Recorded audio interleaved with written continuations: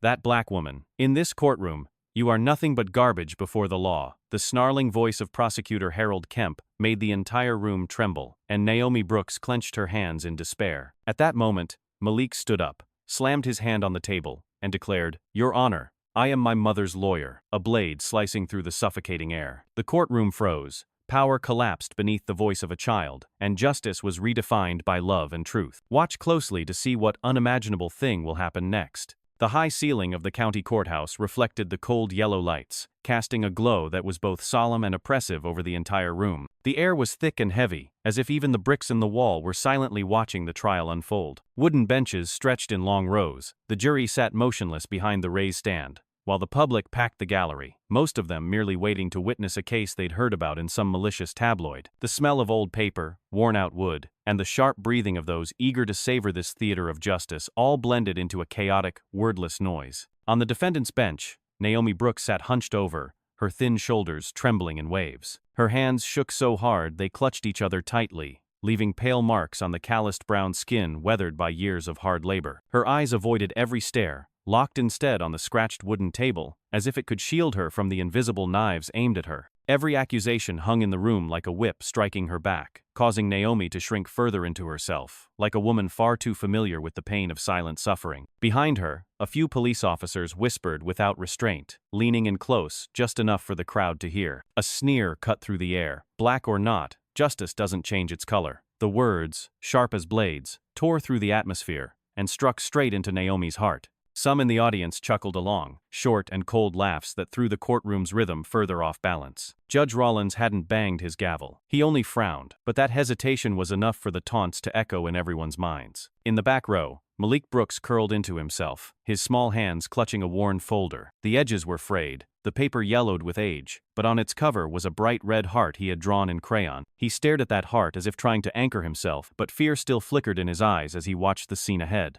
Malik was only 10 years old, small and swallowed up by the long bench, yet he understood better than anyone the injustice bearing down on his mother. His breath came fast, his chest rising and falling, every heartbeat pounding against the courtroom silence. Each whisper from the officers was another blade slicing into the boy's chest. Malik had never forgotten the night they stopped his mother, the shouting, the heavy boots thudding on the floor, her choked sobs as they shoved her to the ground. It all spun endlessly in his head like a film that would never end. And now it was playing out again, this time inside the very room they called a hall of justice. Malik looked around and saw unfamiliar faces, cold stares, and the smug half-smile of prosecutor Harold Kemp, the gray-haired man seated firmly behind a thick stack of files in front of him. Judge Rollins spoke in a deep, hoarse voice, reading through the preliminary procedures. The sound of the gavel echoed, bouncing off the walls and furniture, like a drumbeat counting down each drawn-out second. Naomi tried to stay calm, but her hands wouldn't stop trembling. She knew that no one here truly wanted to hear her voice. The same officers who had dragged and humiliated her now sat smugly, lips curled in mocking smiles, as if victory was already theirs. Malik glanced at his mother, saw her red, lowered eyes, and bit his lip. In his small chest, a quiet flame began to burn. The fear was still there, but with it came a strange pull, an urge to act. He remembered the times she comforted him in their tiny room, telling him that justice didn't always come from those in black robes or silver badges, but from the people who dared to speak the truth when everyone else stayed silent. Malik understood that if he didn't rise today, no one would rise for her. In that moment, the courtroom seemed to shrink, all sounds fading away. Only the pounding of Malik's heart filled his ears, and the image of his mother's thin, trembling shoulders stayed in his sight. He clutched the folder tighter, his eyes slowly hardening. No one expected that in this room, a small boy was about to spark a turning point no one could have predicted. Naomi looked up briefly and caught her son's gaze. In his eyes was no longer powerless fear, but determination, a rare light piercing the gloom of the courtroom. She pressed her lips together, trying to hold back tears, but something flickered inside her, a fragile belief that maybe, just maybe, Malik would change something. No one in the courtroom noticed that quiet moment when a child gripped a folder, as if it were the only sword he had to fight an entire system. They laughed, they sneered, but in that instant, a seed of resistance was lit. And no one could have foreseen that in a trial expected to end with a heavy sentence, a trembling child's voice would be the one to rip through the curtain of lies covering the room. Malik took a deep breath, his small hands still shaking, but his eyes no longer turned away. The courtroom still buzzed with sneers and whispered slurs,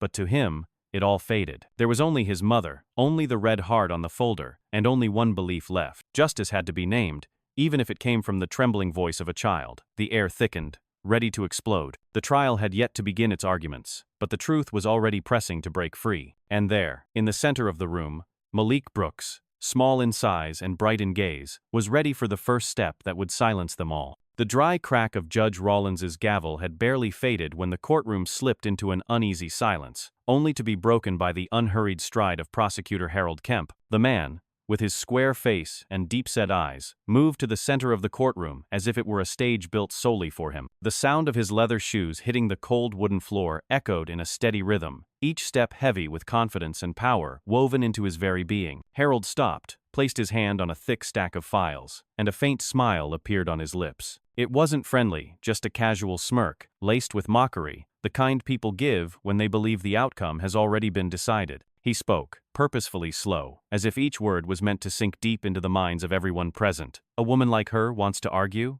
The sharp words rang through the courtroom, prompting a few people in the gallery to laugh out loud. Others whispered to each other, eyes following Naomi with a mix of pity and contempt. Naomi Brooks sat on the defendant's bench, her hands clasped tightly until her knuckles turned pale, thin joints clearly visible. She didn't dare look up, her head bowed as if trying to disappear into the scratched surface of the old wooden table. Her shoulders trembled again and again, not from cold but from the raw feeling of being stripped bare under the harsh gaze of the entire room. A working woman, with nothing but calloused hands and a small son, now turned into a spectacle in a place meant for justice. Before the humiliation could fade, Sloan, a large man with a gray-streaked mustache, seated among the police, let out a low, mocking laugh. The sound, rough and deliberate, rang out with undisguised disdain, and then he delivered a line cold enough to pierce the heart. "Around here, skin color is already a crime." The room seemed to freeze for a moment, then erupted in murmurs, hushed voices buzzing, a few mean-spirited laughs slipping out. Some faces showed agreement, others shrugged in apathy, and several looked on with detached acceptance, as if they had just heard a plain fact. In that instant, every illusion about legal fairness tore away, revealing an ugly truth. Here, for Naomi, skin color alone was enough to brand her a criminal. While Harold Kemp continued his steady stream of accusations, listing charges and painting Naomi as someone unworthy of argument, in the back row, a small boy had planted in his heart a quiet resolve to resist. Sloan still smirked, casting glances toward the mother and son, his eyes filled with challenge, certain that nothing could shift the balance already tilted in his favor. But he didn't realize that his own words had unknowingly planted a seed of defiance in the heart of a child, and that seed, given just one moment more, was ready to grow into a storm that would sweep away every ounce of arrogance. The courtroom still buzzed with laughter and cruel whispers, but deep beneath the noise, a different silence had begun to take shape, a silence full of danger and surprise. Malik sat upright, his hands still trembling, but his eyes burned with a light that neither Harold nor Sloan could have predicted. It was the light of courage, of long-held pain, of a child's love for his mother. And from that moment on, the scales of justice, once locked in place, began to shift slowly, but surely. No one noticed, or perhaps pretended not to notice, that in a room where justice was being bent, it was a 10-year-old boy who remained the only one pure enough to look directly at the truth. And that truth, once spoken, would be a blade, slicing through the false performance that those in power were desperately trying to maintain. While the mocking whispers still hung in the air, another sound suddenly cut through, sharper and more jarring than anything before. It was the screech of a wooden bench dragging across the floor, dry and piercing, echoing through the courtroom and drawing every head to turn. Malik Brooks had sprung to his feet, his small frame swallowed by the long row of benches. His face was flushed red, his hand still gripping the worn folder with the red heart, but his eyes no longer looked down. Instead, they were locked forward with quiet resolve. In that moment, the room, once filled with sneers and cruelty, fell into a strange silence. People held their breath, not out of respect, but curiosity, because no one truly believed a 10-year-old could do anything but tremble in fear. Malik took a deep breath, his small shoulders shaking, but when he spoke, his voice rang out louder and steadier than he had imagined. "Your Honor, I'm my mother's lawyer." The words had barely landed when the room seemed to explode into a moment of stunned silence. People couldn't believe what they had heard. Eyes widened, jaws dropped, and then the wave of laughter broke, tearing through the courtroom. From the police benches came a burst of loud, explosive laughter. Sloan was the first to let out a hoarse, mocking cackle and shouted without restraint, "Lawyer? A little black boy wants to stand here?" The others quickly followed, joining in like a cruel chorus. One officer elbowed another. Prosecutor Harold Kemp curled his lip in a cold smirk, and a few spectators banged on benches as if they had just witnessed a comedy act. The uproar rolled across the room, shoving aside whatever dignity the courtroom was supposed to hold. Naomi Brooks sat frozen. She hadn't expected this from Malik,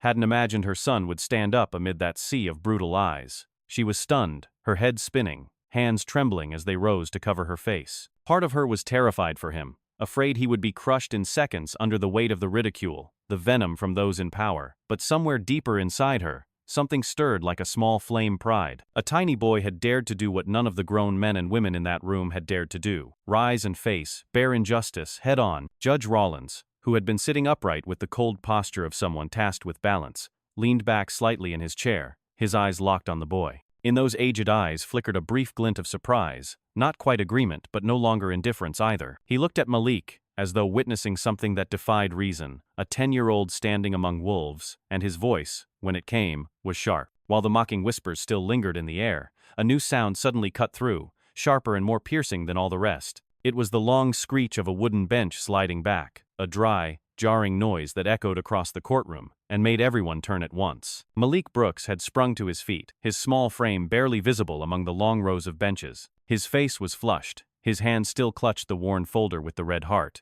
and his eyes no longer looked down, they were locked firmly ahead. In that moment, the courtroom, once full of sneers and insults, dropped into a strange silence. People held their breath, not out of respect, but out of curiosity, because no one believed a 10-year-old boy could do anything more than tremble in fear. Malik took a deep breath, his small shoulders shaking, but his voice, when it came out, rang clear and more firmly than he had imagined. "Your Honor, I am my mother's lawyer." The words had barely left his mouth before the room seemed to explode into a stunned silence. People stared in disbelief, eyes wide, some jaws dropped open, and then came the laughter, loud and cruel, tearing the air apart. From the police benches came a burst of raucous laughter, loud as firecrackers. Sloan was the first to let out a hoarse, contemptuous laugh, then shouted without restraint, "Lawyer? A little black kid thinks he can stand here?" More laughter followed, forming a chorus of cruelty. One officer nudged another. Prosecutor Harold Kemp curled his lip in a cold grin, and a few spectators slapped their hands on the benches like they were watching a comedy. The uproar grew, pushing aside the solemnity that was meant to be the courtroom's core. Naomi Brooks sat frozen.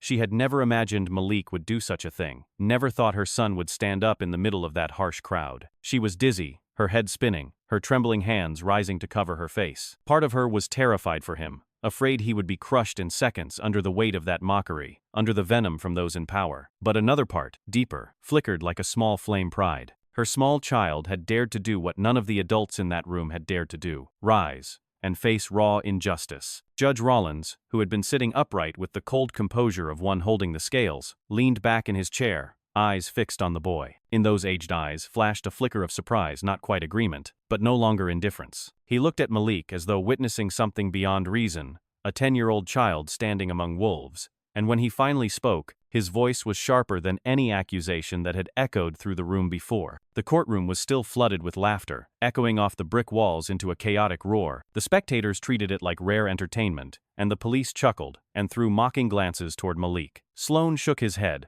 pretending to wipe away tears, as if laughing too hard to bear it. Harold Kemp stood with arms crossed, a faint smirk drawn across his confident face, but in his eyes flickered a trace of annoyance. He hadn't expected the boy to interrupt his presentation, hadn't imagined a child could shift the entire room's attention onto himself. Malik stood there, his small legs trembling, but held as straight as he could manage, both hands clutching the folder tightly against his chest. The laughter rained down, but he didn't sit, didn't turn away. Each burst of laughter felt like a hammer blow to the heart, but he clenched his jaw, his eyes glowing with determination. He knew they looked down on him, looked down on his mother, but that only pushed him harder not to back down. Naomi lowered her hands from her face, looking at her son through a blur of tears. She wanted to call out, to tell Malik to sit down, to scream that he shouldn't carry this weight, but no sound came. She saw in his small stance a kind of courage, a kind of pride, something she had never dared to show in public. Her throat tightened, her chest ached, her heart pounded, and her lips moved in a whisper no one could hear. "My son, God help him." "Oh." Judge Rollins tapped his gavel gently to call for order, but the laughter hadn't fully died out, and the murmurs still rippled across the room. He frowned, glancing toward Harold Kemp, with a silent warning that the disorder couldn't continue. But then, his eyes returned to Malik, still standing firm in the back row, his gaze steady and direct. Amid the noise, the boy looked like a small but radiant blade cutting through the fog of mockery. A new kind of silence began to spread. The spectators stopped laughing, now watching with curiosity, as if waiting to see what the boy would do next. Sloan squinted, his hoarse voice rising again, louder this time on purpose. "Who do you think you are? A little black kid who doesn't even know the law, standing there calling himself a lawyer?" His words rang heavy and oppressive, meant to crush any flicker of resistance. Malik didn't answer right away. He took a deep breath, his fingers gripping the folder so tight that his nails pressed into its cover. The red heart on the papers had blurred with sweat, but it felt as though it beat in rhythm with his own, reminding him that truth didn't need polished documents. It needed someone brave enough to speak. He lifted his head, his eyes no longer avoiding, looking straight at the bench where the judge Saturday. "I know I'm just a kid," Malik said, his voice not loud but clear enough to carry through the room, "but I also know my mom deserves to hear justice,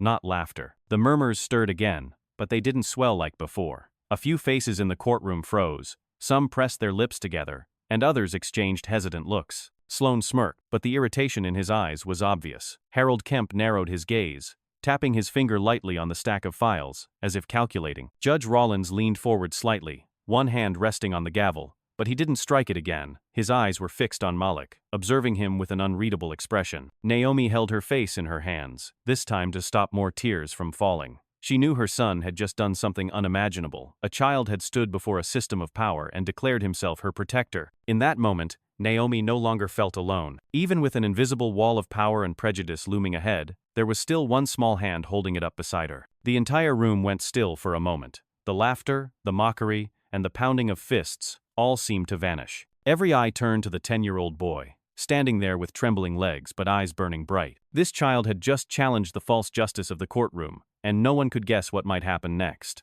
As the echoes of laughter lingered after Malik's bold declaration, Harold Kemp, his face stern and eyes cold as steel, slowly rose to his feet. He didn't rush. Every movement was deliberate, calculated to press more weight onto the already tense room. His hand slammed down hard on the thick stack of files, the sharp smack cutting through the air and silencing the crowd at once. The heavy atmosphere thickened further, the whispers fading, replaced by eyes locked onto the prosecutor. Harold didn't look at Naomi, nor did he acknowledge the spectators. His gaze fixed first on the judge, then sliced toward Malik, as if even a glance from him could crush that fragile courage. His voice dropped, low and sharp, each word like a blade. "This is not a place for children's games." The words dropped clean and brutal, like a verdict that needed no trial. The room went still again, everyone waiting to see how the boy would respond. Naomi clenched her hands, the veins rising beneath her skin with tension. Her eyes, blurred with tears, still searched for her son's face, filled with worry and silent prayer. She knew how small Malik was, how fragile against a room full of men with power and disdain. She feared even a glare from Harold would be enough to make him falter. But Malik did not step back. He stood tall, breath uneven, but eyes bright with fire. He remembered every word his mother had told him about truth, how justice could be blocked but never extinguished. The red heart scribbled on the folder trembled in his grip, as if cheering him on. Malik drew a deep breath and spoke out loud, his voice ringing clear through the courtroom. "Justice doesn't care how old you are. It only cares what's true and what's not." The words landed, firm and sharp, enough to make some in the gallery pause. A few smiles froze mid-curve. It didn't sound like a child's impulse. It sounded like a direct arrow aimed at the prosecutor's arrogance. For a moment, silence crept across the room. People exchanged awkward glances, unsure whether to keep laughing or sit still and admit the truth of what they had just heard. Harold Kemp was momentarily shaken. A flash of surprise crossed his eyes before he quickly tightened his lips, rebuilding his cold facade. He didn't let anyone see the crack, but inside, irritation flared. A child had just challenged his authority in front of the entire court. Across the room, Sloan let out a raspy snort, leaned back in his chair, fingers laced behind his head, and muttered with mockery, "Think you're clever, kid." Sloan's mocking laugh spread like a spark, feeding the suffocating tension. A few spectators chuckled in response, and someone even slapped the wooden bench lightly, adding to the taunts. Sloan glanced side to side, his gaze provocative, full of challenge, as if ready to swallow Malik whole with just one cruel line. But Malik didn't flinch. His heart pounded inside his small chest, his palms drenched in sweat, yet he kept the folder pressed tightly to his chest, standing tall, head held high toward the bench. He didn't answer Sloan with anger, but with steady eyes, the eyes of a child who understood that if he faltered now, his mother would be buried forever. Judge Rollins, who had maintained a composed demeanor from the start, now furrowed his brow. He said nothing at first, letting the pressure mount as if testing both sides. But when Sloan stepped forward and the threat of chaos loomed, Rollins grabbed the gavel, raised it high, and brought it down hard. The sharp crack cut through the laughter and jeers, jolting the room. "Order, let the boy speak." His voice rang out, firm and final, leaving no room for protest. The command fell like a decree from above, slicing through every whisper. Sloane stepped back, his face darkening, lips pressed tight, but he didn't dare object. Harold Kemp raised an eyebrow, clearly displeased but unwilling to openly defy the judge. The courtroom sank into silence, every eye now fixed on Malik, curious, stunned, waiting to hear what a 10-year-old would say when handed this rare chance. Naomi sat frozen, her hands gripping the edge of the bench, trembling. She saw how small her son looked among the crowd, but also how brightly he burned. A flicker of flame, and pride swelled in her throat until it almost choked her. Tears rolled down her cheeks, but this time, not just from fear, this time they came from the fragile hope flickering to life. She thought, maybe God had sent Malik to do what she never had the courage to do herself. The air in the room was so thick that every breath could be heard. Every eye watched, every heartbeat quickened, all focused on one point. The small boy standing alone in the center of power, of contempt, of silence. Malik took a deep breath, his fingers trembling slightly on the folder with the red heart, then lifted his head. He knew he had stepped into an unfair fight, but he wasn't backing down. From this moment on, justice was no longer an abstract idea, it was something he had to claim for his mother. In that instant, the entire room seemed to slow. The cold faces, the mocking eyes, even the indifferent ones, all turned toward the child. And that child, with a voice both clear and unshakable, broke through the wall of power, once thought untouchable. The courtroom had just settled after Judge Rawlins's gavel fell, and all eyes were still locked on Malik, curious about what the 10-year-old boy would do next. Malik felt that silence pressing on his chest like a mountain, yet somehow it also gave him a strange kind of strength, as if this were a chance he could not afford to miss. He looked straight at the bench, then slowly placed the worn folder onto the wooden table in front of him. His small hands trembled with each movement, sweat soaking the frayed edges of the paper, but he firmly opened it. As the cover flipped back, every eye followed, expecting legal documents, some kind of evidence the child had managed to bring. But what appeared wasn't typed text. It was pages stained with crayon, filled with rough, childlike drawings. The first image made several people frown. The clumsy lines of a child's hand showed a clear scene. A black woman being stopped in the street by figures in uniform, their arms raised high, the sharp, rushed strokes capturing the violence. Behind her, a small face peeked out, wide eyes full of fear. Malik turned the page. It was a picture of a house with its door flung open, a large figure standing in the doorway, while the woman collapsed to the floor, her hair wild, her arms outstretched to shield the child behind her. One by one, the drawings unfolded. Wordless but heavy, with more truth than any 1,000 words typed into a prosecutor's file. Whispers rose across the room. Some smirked, dismissing it as childish nonsense. Others fell silent, struck by the painful honesty in each stroke. Harold Kemp stared, then let out a dry, dismissive laugh. He lifted his own stack of legal files and slammed it hard onto the table, his voice sharp and clipped. "This is your evidence?" His words dropped like another gavel, pressing down the air again, dragging a few mocking laughs from the police benches. Sloane snorted, crossed his arms, and leaned back, nodding as if he had just seen the most ridiculous proof of the boy's supposed foolishness. Malik wavered under the flood of laughter. He bit his lip until it bled, but his eyes never left the bench. His voice rang out, trembling but fierce, cutting through the mockery like an arrow. "If bruises aren't real, then why does my mom hide her arm?" The room fell dead silent. His words stopped everyone cold not because of legal weight, but because of their brutal, undeniable clarity. They didn't come from courtroom jargon, but from a truth so simple it couldn't be argued. Naomi Brooks slowly lifted her head. With trembling hands, she pulled up the sleeve of her worn-out shirt. Every eye in the room turned toward her. As the fabric rose, her upper arm was revealed, marked with blotchy bruises, still fresh, a mix of blue and purple, clearly shaped by violence. The courtroom erupted into murmurs. Some spectators gasped, others turned to one another and whispered. The jurors sat upright, their eyes shifting from suspicion to shock. Camera shutters clicked rapidly from the press section, capturing the undeniable moment. Harold Kemp stood frozen for a split second, then quickly tried to compose himself, forcing a measured tone. Those bruises could have come from anything, a fall, an accident, but his words rang hollow, lacking the usual certainty. Sloane, seated behind him, clenched his fists, his face flushed, eyes darting away. The murmurs swelled, crashing like waves, swallowing the flimsy defense in their path. Malik looked at his mother, eyes brimming with tears but glowing with pride. He turned toward the judge, his voice small yet clear. "I don't have thick documents. I don't know complicated laws. I only have the truth I saw, and the truth my mom carries on her body. If even these wounds are treated like a joke, then where is justice?" For a moment, the room held its breath. Judge Rawlins tilted his head slightly, his gaze heavy. He tapped the gavel lightly against the bench, not to call for order, but as if to steady his own heart. He had sat on that bench for many years,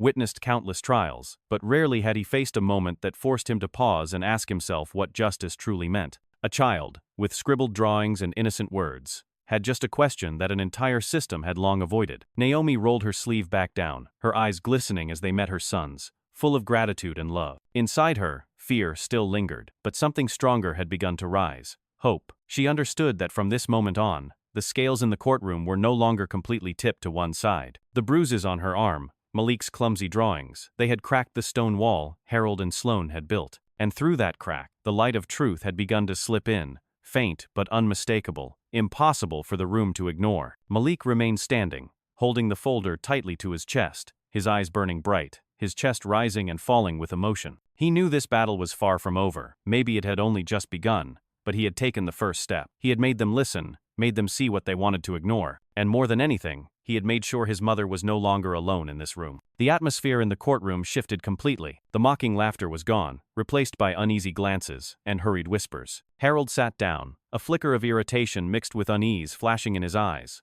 while Sloane muttered something under his breath but didn't dare raise his voice. Judge Rollins slowly placed the gavel back on the bench, sitting in silence for a long moment as if weighing something far greater than the case itself. Then he looked up, his eyes locking on Malik, no longer with the gaze of an adult dismissing a child, but with the look of someone forced to admit that perhaps this boy was the only one speaking the truth. And from that moment on, the story in the courtroom was no longer just about the trial of a black woman accused of a crime. It had become a direct confrontation between the innocent truth of a child and the cold wall of power. The air in the room grew heavier than ever after Naomi revealed her bruised arm. Whispers still swirled among the audience, but the earlier mockery had clearly faded, replaced by a mix of shock and confusion. Judge Rollins tapped the gavel lightly to restore order, though he knew the weight of what had just happened wouldn't simply disappear. His eyes flicked briefly to Malik, then shifted to Naomi, as if in that fleeting glance he saw something beyond the predictable mechanics of a courtroom. Malik remained standing, his face tense but eyes burning, fully aware he was pulling everyone toward a path they had never wanted to face. He took a deep breath, then spoke steadily, not loudly, but with a clarity that reached every corner of the room.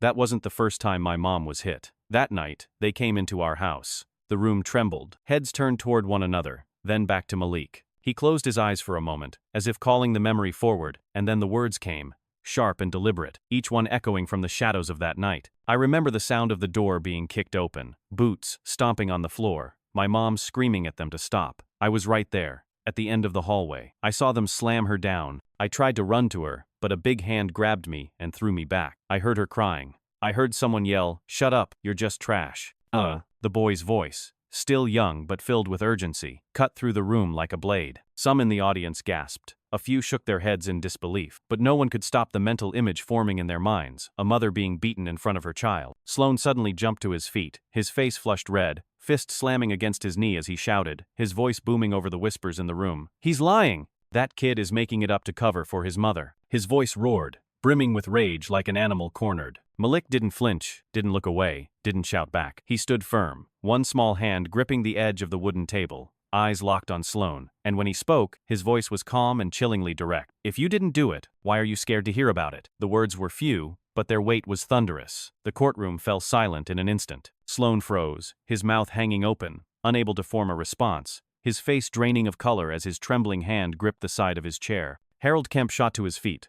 slamming his hand on the table, his voice sharp. "Objection! That's an unfounded accusation, based solely on a child's imagination." But before his voice could take over the room, another sound cut through, freezing everyone in place. It was the crackling buzz of an old phone speaker. Malik, trembling, pulled a worn, cracked-edged phone from his pocket. "I kept this," he said, his voice shaking but his eyes firm. His small finger tapped a file, and instantly, a violent voice blared from the tiny speaker, filling the courtroom. "Shut up, you piece of trash. We do what we want. Who's gonna stop us?" The sound hit the walls like thunder, ripping apart the already tense air. This wasn't a child's story anymore, nor crayon drawings. It was real voices, real tones, from men wearing badges. Some spectators covered their mouths, eyes wide. Jurors sat upright in shock, while reporters snapped furiously, the room lit by the bursts of cameras. Judge Rollins leaned forward, his face more grave than ever, brows furrowed as he listened to every word pouring from the little phone. Sloane's face turned pale. He blurted out, "No way. It's fake, spliced together." But his voice cracked, unsteady, missing the boldness he had just shown. Malik still held the phone, his hand shaking with emotion,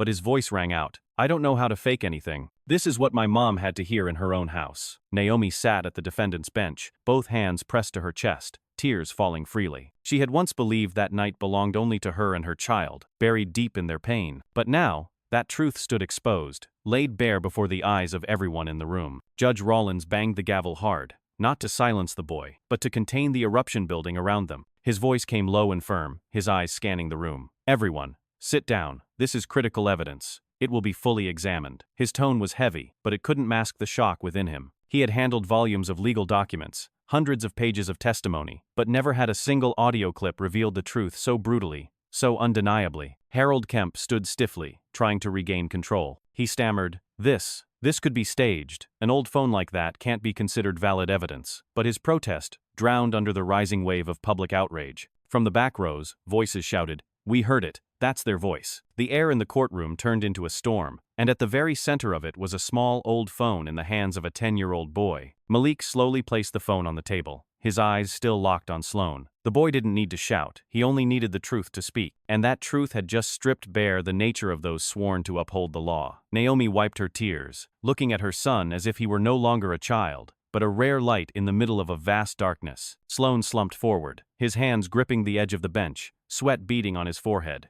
his large frame suddenly small, isolated. The courtroom lit up with whispers and murmurs, camera flashes bursting again and again, the jury exchanging quick, urgent glances. Judge Rollins sat still, gavel in hand but unmoving, his eyes fixed on the phone, as if he had just seen a deep crack in the wall of the system he had long served. And that crack had not been made by seasoned attorneys, but by the trembling voice of a child who dared to speak the truth. The echo of the recording from Malik's old phone still lingered in the courtroom, like a deep scratch no one could ignore. Even those who had once laughed now sat in silence, some staring down at the floor to avoid the moment, others glancing around in quiet confusion. The air was thick, every breath seemed to echo with weight. Sloan, the loudest voice since the trial began, now sat hunched, his broad hands gripping the edge of the bench, trembling, sweat beading on his forehead. Harold Kemp remained standing, his face stern, lips tightly pressed together, the lines around his mouth carved deeper by restrained anger. Judge Rollins sat upright, his gaze distant, as if staring into an unnameable depth, then suddenly shifted his eyes toward the small boy in the center of the room. Malik stood there, his frame small but his eyes bright. He knew this was a moment that couldn't be wasted, because if he backed down now, everything he had said would drown under ridicule and denial. His hands shook but remained steady enough as he slowly raised his right hand,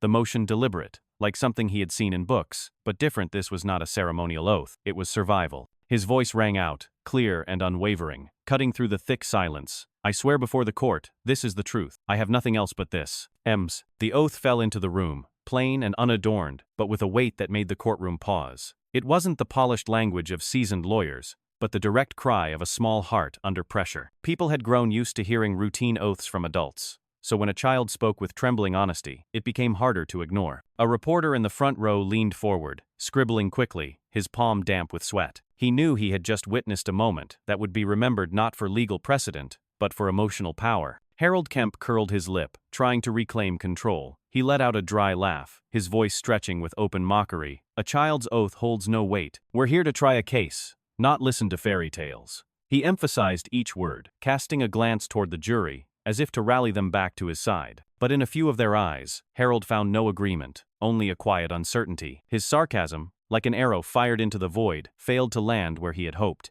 Malik turned to Harold, his dark eyes steady, his small shoulders trembling, but his voice rang out clearly, each word cutting through the air. "If what I said doesn't matter, then why is the whole room silent?" No one answered. No one laughed like before. Those who had treated it all as a joke now sat still, their hearts pounding with the realization that the child's words rang with truth. The statement was too direct, too obvious, for any excuse to hold up against it. Naomi sat at the defendant's bench, arms wrapped tightly around her chest, tears falling, but this time not from despair, from belief. Her eyes shone as she watched Malik stand tall before the entire courtroom. Her heart ached, knowing her son was bearing a burden too heavy for his short childhood, but at the same time, she couldn't stop the swell of pride. The little boy she once shielded was now standing in front of her, making an oath with his whole heart to protect his mother. Judge Rollins frowned, his hand resting on the gavel but not bringing it down. His eyes were fixed on Malik, no longer with the detached stare of authority, but with the unease of a man standing at a crossroads between the rigid letters of the law and the undeniable truth just spoken by a child. He inhaled deeply, then exhaled slowly, his eyes half closed, as if to hide the turmoil behind them.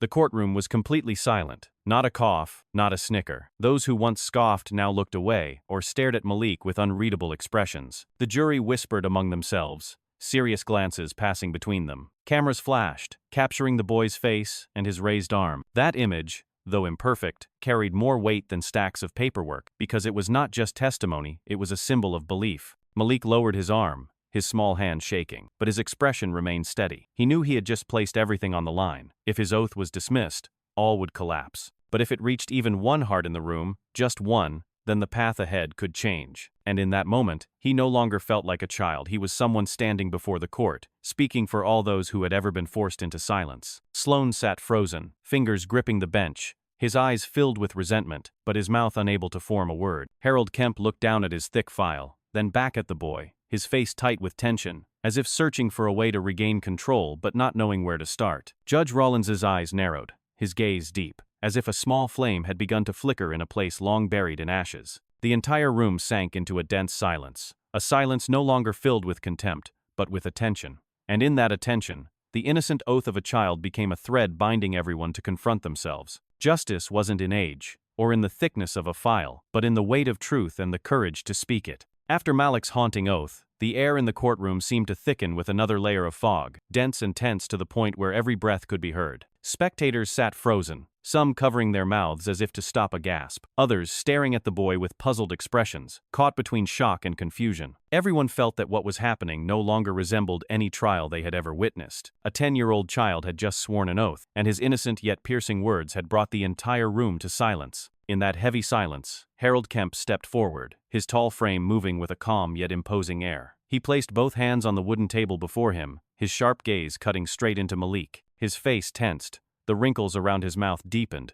revealing the anger held back beneath the surface. Then he spoke, not shouting, but with a tone that sent a chill through the room. "Do you know the law? Do you know anything about due process? This isn't a place for children to make up stories." The words, "know the law," and "due process" landed like stones, meant to crush the boy's fragile courage. Naomi trembled all over. She clenched her hands, her nails digging into her palms to stay calm, but her heart pounded violently. She knew her son had no legal education, no understanding of the complex procedures Harold manipulated so easily, and she feared Malik would get lost in those sharp, adult questions. She wanted to run to him, to hold him, to stop everything, but her hands felt glued to the wooden bench, unable to move. Under that mountain of pressure, Malik stood still, his small hand still clutching the folder to his chest, his eyes burning bright as if on fire. He felt his breath grow heavy, his heart hammering in his chest, but Harold's challenge didn't make him step back. He lifted his chin, looked the prosecutor straight in the eye, and said, his voice slow but resolute, "I know the law doesn't allow police to hit innocent people." That sound echoed through the courtroom, simple and powerful, like a blade cutting through layers of flowery legal words. Some in the audience raised their eyebrows, and a few jurors leaned forward, eyes wide open. Reporters lifted their cameras, snapping faster, as if knowing they had just witnessed a line that would resonate far beyond the courtroom. No one laughed. No one dared mock him, because, for all its innocence, Malik's words were too plain, too true to deny. Harold froze for a moment, his face briefly shifting, but he quickly regained his composure. He let out a dry laugh, his voice strained and sharp. "The law cannot rely on a child's emotions. That holds no weight here." But just as he was trying to turn the situation around, a furious roar erupted from the police benches. Sloan, who had shown nothing but contempt from the beginning, shot to his feet, his face flushed red, his massive frame looming like it was ready to crush everything. He clenched his fists, pointed straight at Malik, his voice rasping with rage. "You little liar, I'll—" The threat was cut short by the sharp slam of the gavel against the bench. Judge Rawlins sprang to his feet, his eyes blazing with fury, his voice roaring like thunder, drowning out Sloan's shouting, "Officer Sloan, sit down immediately. This is a courtroom, not a stage for violent displays." The command struck like a lightning bolt, sending a tremor through the room. Sloan froze in place, eyes wide, fists trembling. Then, as if pulled down by an unseen force, he slowly sank back into his seat, his massive hands slamming the chair, his face graying with frustration. Murmurs erupted across the room, spectators turning to each other in alarm. "Did you see that? He was going to attack the boy?" Some nodded in agreement, others gasped in horror. Reporters snapped photos in rapid succession, flashes bursting across the courtroom. Naomi broke down in tears, the streaks running down her cheeks as her hands clutched her chest. She couldn't believe her son had stood his ground in the face of such a terrifying threat. In her eyes, Malik was no longer the small child in need of protection, but a true warrior. She feared for him being dragged into danger, yet her heart surged with overwhelming pride. Malik remained standing, his eyes locked on Sloane, his face tense but unyielding. He knew he had forced the man to show his true face, that he was willing to use violence even in a place meant to uphold justice. Deep inside,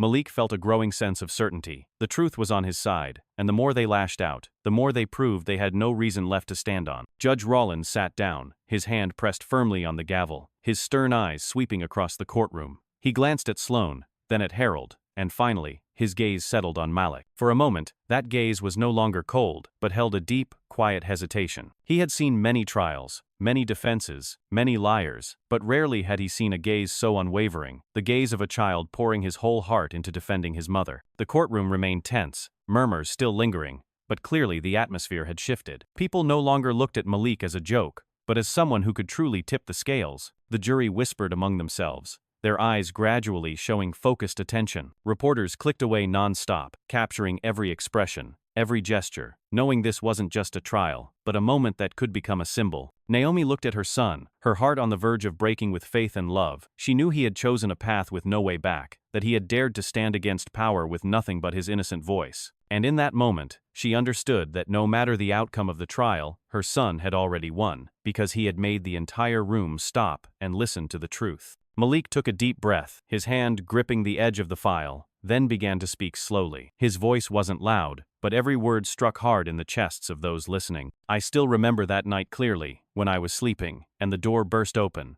and two rough hands yanked me out of bed. I struggled, my bare feet freezing against the floor, and in my ears I heard my mom screaming, sobbing as they slammed her down." He paused for a beat, eyes locked on the row of officers, then continued, voice shaking but firm. "I saw my mom pinned to the floor, her hair spread out on the wood, her arms stretched out to shield me. Back then, I didn't know why they were doing it. I just knew my heart was pounding, and my mom was begging through tears." The courtroom held its breath. Some spectators turned to look at each other, the tension sharp on their faces. Malik's words weren't a dry recounting. They felt like a door opening, pulling everyone back into that suffocating night, where a child was ripped from innocent dreams into a trauma that would never fade. Naomi lowered her head, tears spilling over as her shoulders trembled. She couldn't stop him anymore. She knew the truth needed to be spoken. Sloane let out a harsh laugh, his face red with tension, voice rising as he tried to cut through the silence. "This kid's making it up. Nobody did that to his mom. He's just playing the victim to cover for her." His tone was rough, full of arrogance, but it landed differently now.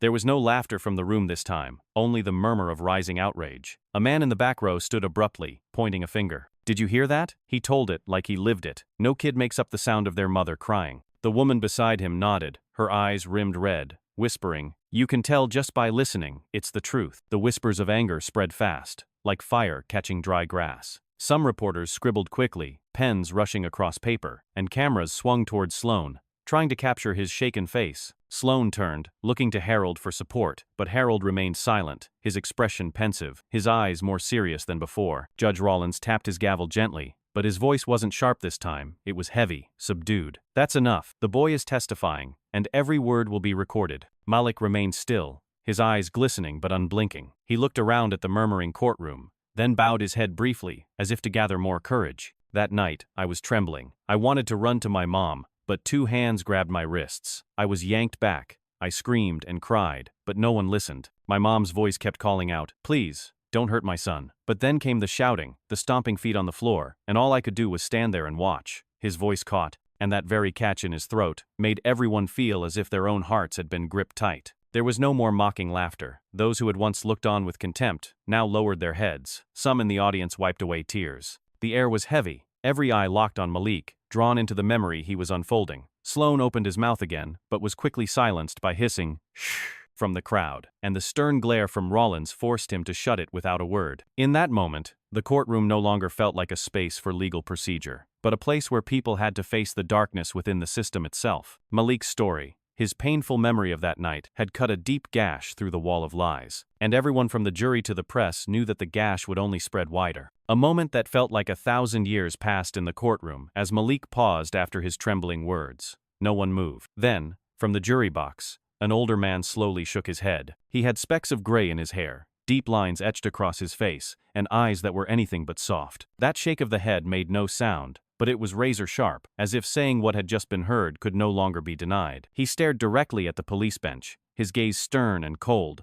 before slowly turning to Malik. That look held no more doubt, only recognition. A single shake of the head, but it rippled through the courtroom, because everyone knew it signaled silent outrage from a position of weight. The air felt frozen, everyone watching that subtle response, and for a moment, the courtroom felt heavier than ever. The scribbling of reporters' pens sounded crisp, flashes blinked rapidly to capture the expression just seen. A few in the audience whispered, someone sighed, another leaned in and murmured, "Even the jury can't take it anymore." The atmosphere shifted, no longer filled with sarcasm or disdain, but with an undercurrent of sympathy, growing stronger with every passing minute. Naomi sat on the defendant's bench, her shoulders trembling violently. She wrapped her arms around her elbows, as if trying to keep her body from collapsing. When Malik repeated the sounds of that night, her mind was instantly dragged back into the past. The door bursting open, heavy boots pounding the floor, blinding flashlight beams sweeping across the tiny room, all of it returned like a nightmare relived. She heard, echoing in her mind, her own scream as she was yanked from the chair, her helpless pleas as she saw her son being dragged away by rough hands, and above all, the humiliation of being beaten in front of her small child. Naomi's eyes were bloodshot, tears spilling freely. She tried to lift her head but quickly dropped it again, the weight of the memory choking her. Her hand rested on the faded bruise on her arm, the pain she thought had long since passed, now pulsing back as if it had happened just yesterday. In her mind's eye, she saw Malik's gaze, the eyes of a boy trying to speak on her behalf. And that shattered her heart, both from the pain of knowing her son carried such cruel memories, and from a wave of pride tangled with guilt. The courtroom was utterly silent, filled only by the sound of heavy breathing. The elderly juror still sat upright, his face unreadable, but everyone could feel the weight of the icy stare he had delivered moments ago. It was like an invisible bell had rung through the chamber, forcing people to confront the truth unfolding before them. Sloan had slumped into his seat, avoiding that stare, his face darkening as he mumbled something no one could make out. Harold Kemp kept his stern expression, but his fingers tapped uncontrollably on the desk, betraying a tension he could no longer hide. Naomi took a deep breath, her body still trembling, but she knew that what Malik had said, what she had just recalled, could no longer be erased. She understood that memory was no longer a private wound, it had become living evidence, spreading to every person present in that courtroom. And in that moment, Naomi realized her son had turned a harrowing memory into the sharpest weapon against abuse of power, forcing the entire system to listen. The courtroom remained steeped in tension after the painful memories were stirred, and while every gaze was still fixed on Naomi, trembling in her seat, Malik suddenly looked down and pulled a folded piece of paper from the worn-out file. His hands trembling, he unfolded it. The paper crumpled and smudged in places with tear-streaked ink, but the scribbled handwriting remained visible. Malik looked up, his voice small but steady, speaking into the silent courtroom. "I have a letter. I wrote it myself. It's only a few words, but it's what I wish for the most, justice for my mom." The words fell softly, but the echo pierced straight into people's hearts, because they weren't the language of a lawyer, but the voice of a child yearning for fairness for his mother. Judge Rollins raised an eyebrow slightly, then gestured for Malik to come forward. The boy stepped up hesitantly, legs slightly trembling, his small hand offering the letter to the high bench. Rollins accepted it, his aging hands holding the thin paper as if it were something fragile. He opened it, and the scribbled schoolboy letters met his eyes. "Justice for my mom." A short sentence, yet each word cut deep. Rollins blinked, his thick eyebrows furrowing, and he took a deep breath as if to suppress the rising emotion, then slowly read aloud, "Justice for my mom." His voice rang out, hoarse and low, with a hint of strain. Each word echoed off the four walls, falling into every ear like a bell of reckoning. No one moved, all sat still, only that voice resounding, heavy and unshakable. A few in the courtroom wiped their eyes, some lowered their heads to hide their emotions, while reporters rushed to jot notes, their lenses trained on the tiny piece of paper. Naomi lifted her head, eyes bloodshot, her hands clutching her chest. She had prepared herself to hear her son plead with truth, with memory, but never expected Malik would use his whole heart to write such a simple appeal. The letter had no evidence, no legal arguments, just the plea of a child. And because of that, it stirred people deeply. because truth doesn't always need many words sometimes. One heartfelt cry is enough to shake an entire room. Malik stood still, his eyes locked on Judge Rollins as if to make sure every word of the letter had been heard. He said nothing more, gave no explanation, because he believed the weight of those lines was already enough. The courtroom was completely silent, so quiet that everyone could hear the clerk's pen scratching down each line, each word. Judge Rollins paused, setting the paper down on the bench, his aged hand resting on it as if trying to feel the truth radiating from each line. His gaze wavered, a shift the jury noticed, the press noticed, and Naomi noticed too. It was no longer the cold stare of a judge accustomed to passing rulings, but the eyes of a man being moved. A few whispers rose from the audience. Someone murmured, "Just one sentence, and it's stronger than 100 pages of files." Another squeezed the hand of the person next to them, eyes wet with tears. "That boy, he did what none of us dared to do." The voices weren't loud, but they spread quickly, becoming an undercurrent, and that very wave made the whole courtroom tremble in silence. Naomi broke into tears. They streamed down her face, no longer from despair, but from release, a flicker of fragile hope. She looked at her son, pride and guilt swelling in her chest. Her child had used small hands and clumsy handwriting to carry a burden she once thought impossible. Judge Rollins raised his head, his gaze sweeping across the room, before resting long on the little letter lying on the bench. He drew a deep breath, as if trying to collect himself, but when he finally spoke, his voice still carried a tremble. Simple words, but they cannot be ignored. That sentence made the courtroom still, as if everyone had just heard a subtle admission that what had transpired had indeed reached the heart of the one who held the scales of justice. The courtroom, once so harsh, now seemed to soften not because the law had changed, but because a child had made it pause, to listen to a voice that held no power except truth and love. And that little letter, with 4 shaky words, had become clear proof that sometimes justice begins with a heart brave enough to speak. Harold Kemp sat behind the prosecutor's desk, his face expressionless, but his hands betrayed a growing unease. He quickly lowered his head to the stack of papers in front of him, thick files piled high, their edges worn, densely covered in notes. In the moment when all eyes seemed fixed on Malik's letter, he took the chance to flip through a folder, his eyes scanning quickly before hurriedly stuffing it to the bottom, as if to hide it from view. The motion was brief, but it didn't escape the eyes of a few nearby reporters, and most of all, a juror seated at an angle across from him. The juror furrowed his brow, his sharp gaze locking onto Harold's hand. He noticed the unusual urgency, like someone concealing something. In a brief moment,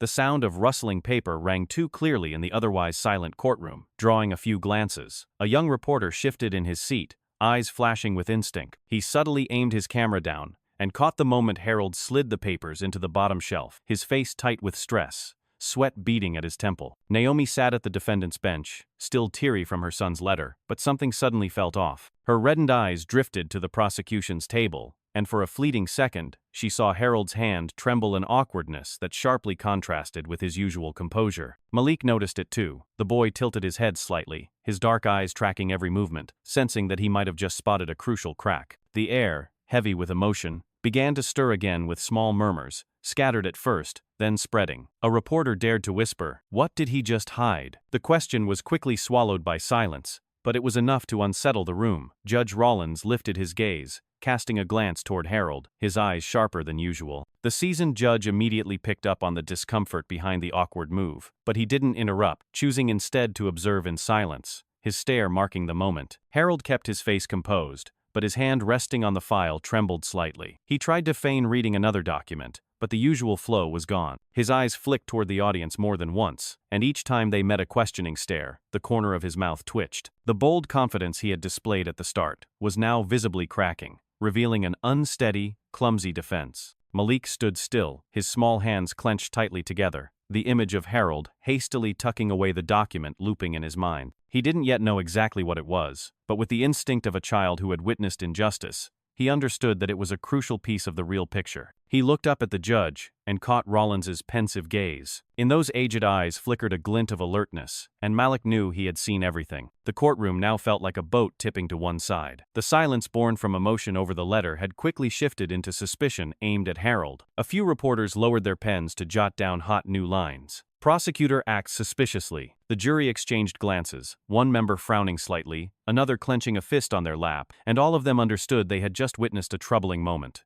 In the very moment when it seemed Malik had given all he had through his letter, it was Harold who exposed a crack. His hurried action didn't just shake his image, it became an unspoken confession that something was meant to stay hidden. And that single misstep became the start of a turning point, a sign that the storm inside this courtroom was far from over. Naomi sat still on the defendant's bench, her heart still pounding after witnessing everything her son had done. From the moment Malik stood up, his voice trembling but strong, to when he placed the handwritten letter in front of the judge, she felt both pain and pride. And now, as the courtroom remained silent, every eye still fixed on Harold in suspicion, Naomi felt clearly that it was her turn to speak. She slowly rose to her feet, her knees trembling but trying to stay steady, her thin hands clasped together, her reddened eyes looking straight ahead. The room was dead silent, everyone waiting for the sound of a voice that had long been drowned out. She took a deep breath, then began, her voice thick but clear. "My name is Naomi Brooks. Today, I stand here not only as a defendant, but also as a mother." The moment those words were spoken, the room paid closer attention. Naomi paused for a beat, as if steadying her voice, then continued, each word like a blade cutting into her own heart. "For many years,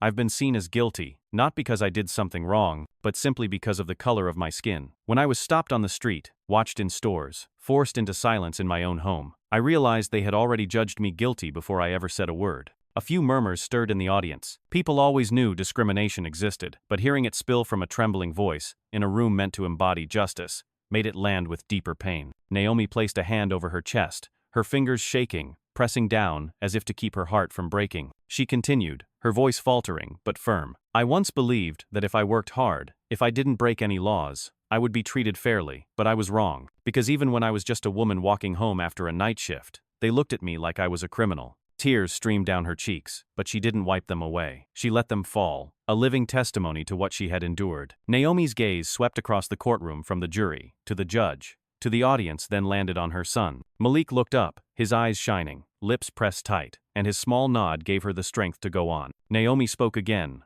her voice now lower and steadier. "They called me trash. They threw me to the ground. They laughed as I tried to shield my son. And in every one of those acts, I knew they never once saw me as a human being. I was judged 1,000 times over in their contemptuous stares before I ever stepped into this room." The courtroom was completely silent. A young reporter lowered his head, his pen frozen midair, eyes red. An elderly juror tilted his head slightly, his gaze darkened as if reflecting a truth too cruel to ignore. Judge Rollins sat still, both hands gripping the gavel tightly, and in his eyes flashed a moment of inner turmoil, as if Naomi's words had struck directly at the last hardened corner of his heart. Naomi lowered her head, her voice now softer but more heartfelt. "I don't ask to be seen as special. I only hope that when I walk into this place, I'm not already presumed guilty. I only hope justice means being seen with fair eyes, not ones tinted by the color of my skin." Those final words escaped her lips, as if drawing on the last of her strength, but they echoed in every heart, making it impossible for anyone to pretend they hadn't heard. In that room, Naomi was no longer the accused woman sitting in silence. She became a voice for those who had been and still are diminished for their differences. And with that first time speaking up, she didn't just defend herself. She carried forward the flame her son had just lit, making sure the world would have to hear it. Malik stood still for a moment as Naomi's trembling but powerful words came to an end.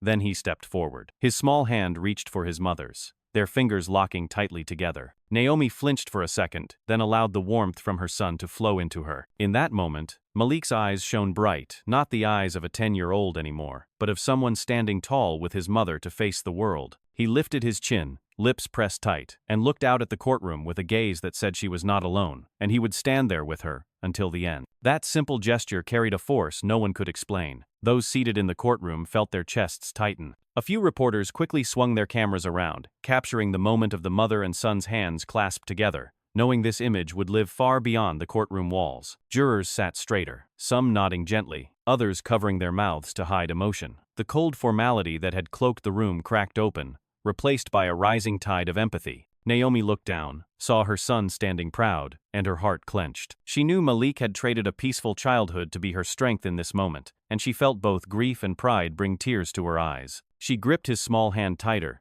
as if to answer the courage he had just given her. And from somewhere deep within, she understood that though many hard days still lay ahead, her son's belief had opened a path no one could close. The murmurs rose again, but this time not with mockery, rather with warm, emotional whispers. A few spectators openly wiped away tears, no longer holding the cold expressions they wore at the beginning. Journalists rushed to capture the moment, writing fresh reports, many unable to resist, adding that they were witnessing one of the truest moments justice could bring. While the courtroom was still steeped in emotion, outside, the news had already spread. The crowd gathered at the courthouse gates, once just a few small groups, had grown into a sea of people. They carried signs, held up placards with Naomi Brooks's name, and chanted loudly for justice. Some had been watching the live stream, witnessing the moment the boy took his mother's hand, and immediately shared it across platforms. That image, a small hand gripping a fragile one, exploded on social media, becoming a symbol of motherhood and defiance against injustice. Comments poured in, from ordinary people to public figures. One wrote, "We just saw justice through a child's eyes." Another said, "Naomi is no longer alone. This entire community stands with her." What had begun as a local court hearing had now ignited into a blaze of public attention, sparking widespread discussion about abuse of power and inequality. Inside the courtroom, Judge Rollins watched it all unfold with heavy eyes. He could see clearly the surge of public outcry outside, and even he could no longer ignore the power of the maternal bond laid bare before him. He raised his hand to strike the gavel, but this time, the sound was not sharp or hollow, it was heavy, as though carrying the weight of reflection. He realized that the scales of justice no longer rested solely in the hands of those in black robes, but had shifted to the tide of belief rising beyond the walls. Malik still stood beside his mother, his eyes glowing with the confidence of someone who had overcome fear. Naomi still wept, but her head was lifted, no longer bowed as before. In a courtroom once thick with disdain, the image of mother and child holding hands had become a beacon, shaking the very foundation of power. And outside, thousands were lending their strength to that moment, turning it into the beginning of a wave that could no longer be silenced. A heavy silence blanketed the entire room as the chants from outside grew louder and clearer. Judge Rollins sat upright, his hand pressed firmly on the gavel, his eyes moving slowly across every face from Naomi's red-rimmed eyes, Malik's steady stance, to Harold Kemp, who was hunched over his stack of papers, avoiding attention. He drew a deep breath, his brows furrowed, then spoke in a rough, low voice, each word landing on the wooden floor like a tolling bell. "This court is temporarily adjourned to allow investigation into the allegations." The sound echoed, slicing through the suffocating tension. The courtroom stirred. Some leaned forward in their seats, eyes wide in disbelief. Others scribbled furiously to push the story out in time. Malik gripped his mother's hand tighter, his eyes lit with fragile hope, while Naomi exhaled deeply, her shoulders easing as though part of a great burden had lifted. For the first time in months, she felt truly heard. Harold Kemp, once exuding arrogance, suddenly looked as though the blood had drained from his face. He went pale, lips pressed tight, hands crushing his stack of documents until they crumpled. He leaned toward his colleague, muttering something, but his voice was faint, stripped of authority. His once polished arguments now rang hollow, with the judge's official acknowledgement that an investigation was warranted. Down at the officers' row, Sloan and a few others grew visibly uneasy. They glanced at each other, tension in their eyes. One clenched his jaw, another looked down, each seeming to grasp that the fortress they stood behind had cracked. Among the jury, an elderly man gave a solemn nod, his face stern. Reporters captured every reaction, their pens racing across pages. Camera flashes lit up continuously, freezing Harold's discomfort, Sloane's tension, and Naomi's emotion. In the gallery, someone began clapping softly. The applause quickly swelled into a short burst of rhythmic clapping before fading again at Judge Rollins's raised hand signaling order. Yet, even in silence, the echo lingered, like confirmation that public faith had begun to shift. Rollins placed the gavel down, his eyes carrying a heavy weight. He knew this decision would bring a chain of consequences, but also that he could no longer look away. A child had stood up, and what he said could no longer be dismissed. Before stepping away from the bench, he struck the gavel once more, his voice firm. "The trial will resume once the investigation is conducted thoroughly." The declaration rang out, forcing those who had once laughed to lower their heads. Malik looked around the courtroom, his heart pounding, but relief flickered across his face. Naomi gently placed a trembling yet warm hand on her son's cheek. The voices outside continued to echo, chants rolling in like waves of support for the mother and child. And inside the room, for the first time after a long, bleak stretch, justice had taken a slow but steady step in their direction. Outside the courthouse, as news of the adjournment for the investigation spread, the atmosphere erupted. Reporters who had been stationed there since early morning raised their microphones, swung cameras around, voices racing through phone calls or dictating headlines to their editors. Online news outlets simultaneously pushed breaking updates, images of Malik with his hand raised in oath, and Naomi weeping at the sta-n, flooding every platform. The public roared and social media exploded with thousands of comments within moments. The image of the boy gripping his mother's hand inside the courtroom spread as a new symbol of resistance, often captioned, Justice knows no age, justice begins with truth. The crowd outside the courthouse swelled rapidly. What began as a few dozen holding protest signs became hundreds, then thousands as word spread like wildfire. They held up placards with Naomi Brooks's name, chanted slogans in unison, mixed with crying, applause, and shouting. The once quiet street transformed into a spontaneous march. Every day, people, mothers holding babies, workers just off their shifts, all paused, gathered, and were drawn into the current of justice that had just surged from within the courtroom. Inside, Naomi sat still, barely able to process what had happened. She could hardly believe that after months of being treated like a shadow, she now stood at the center of a public reckoning. Her hand trembled as she placed it over her chest, where her heart beat rapidly, overwhelmed by fear and emotion. Malik sat beside her, his bright eyes fixed on the window, where golden afternoon light streamed in, mixed with the chanting from outside. He had never imagined his words could reach so many hearts, and in his gaze now was a glow of pride and a maturity far beyond his 10 years. Judge Rawlins, after announcing the adjournment, had stepped into chambers, but the weight of the moment was still etched deep on his face. He knew that granting Naomi bail would only fan the flames of public attention, but he also understood it was the only path left to preserve what little credibility justice still held. When he returned, the murmurs stopped immediately, all eyes turning to him in expectation. Rawlins struck the gavel, his voice low and hoarse but firm. Having considered the testimony and circumstances, the court grants Naomi Brooks release on bail pending investigation. The words landed like a strong gust of wind, sweeping away the remaining heaviness. Naomi froze, her hands clenched tightly together, before she burst into tears. Tears no longer of despair, but of release. Malik immediately wrapped his arms around her, burying his face into her shoulder, his lips moving with words that never formed. The sight choked the courtroom with emotion, and many began to cry along with them. Reporters scrambled to capture the moment, camera flashes flickering like a storm. The chants outside grew louder, echoing like crashing waves. As news of Naomi's bail reached the crowd, cheers erupted, people jumped up with joy, some threw their arms around one another, and sobbed. The Justice for Naomi signs were raised high, dozens of hands clapping in unison, transforming the small street into a roaring sea of sound. Messages flooded social media. Short posts reading,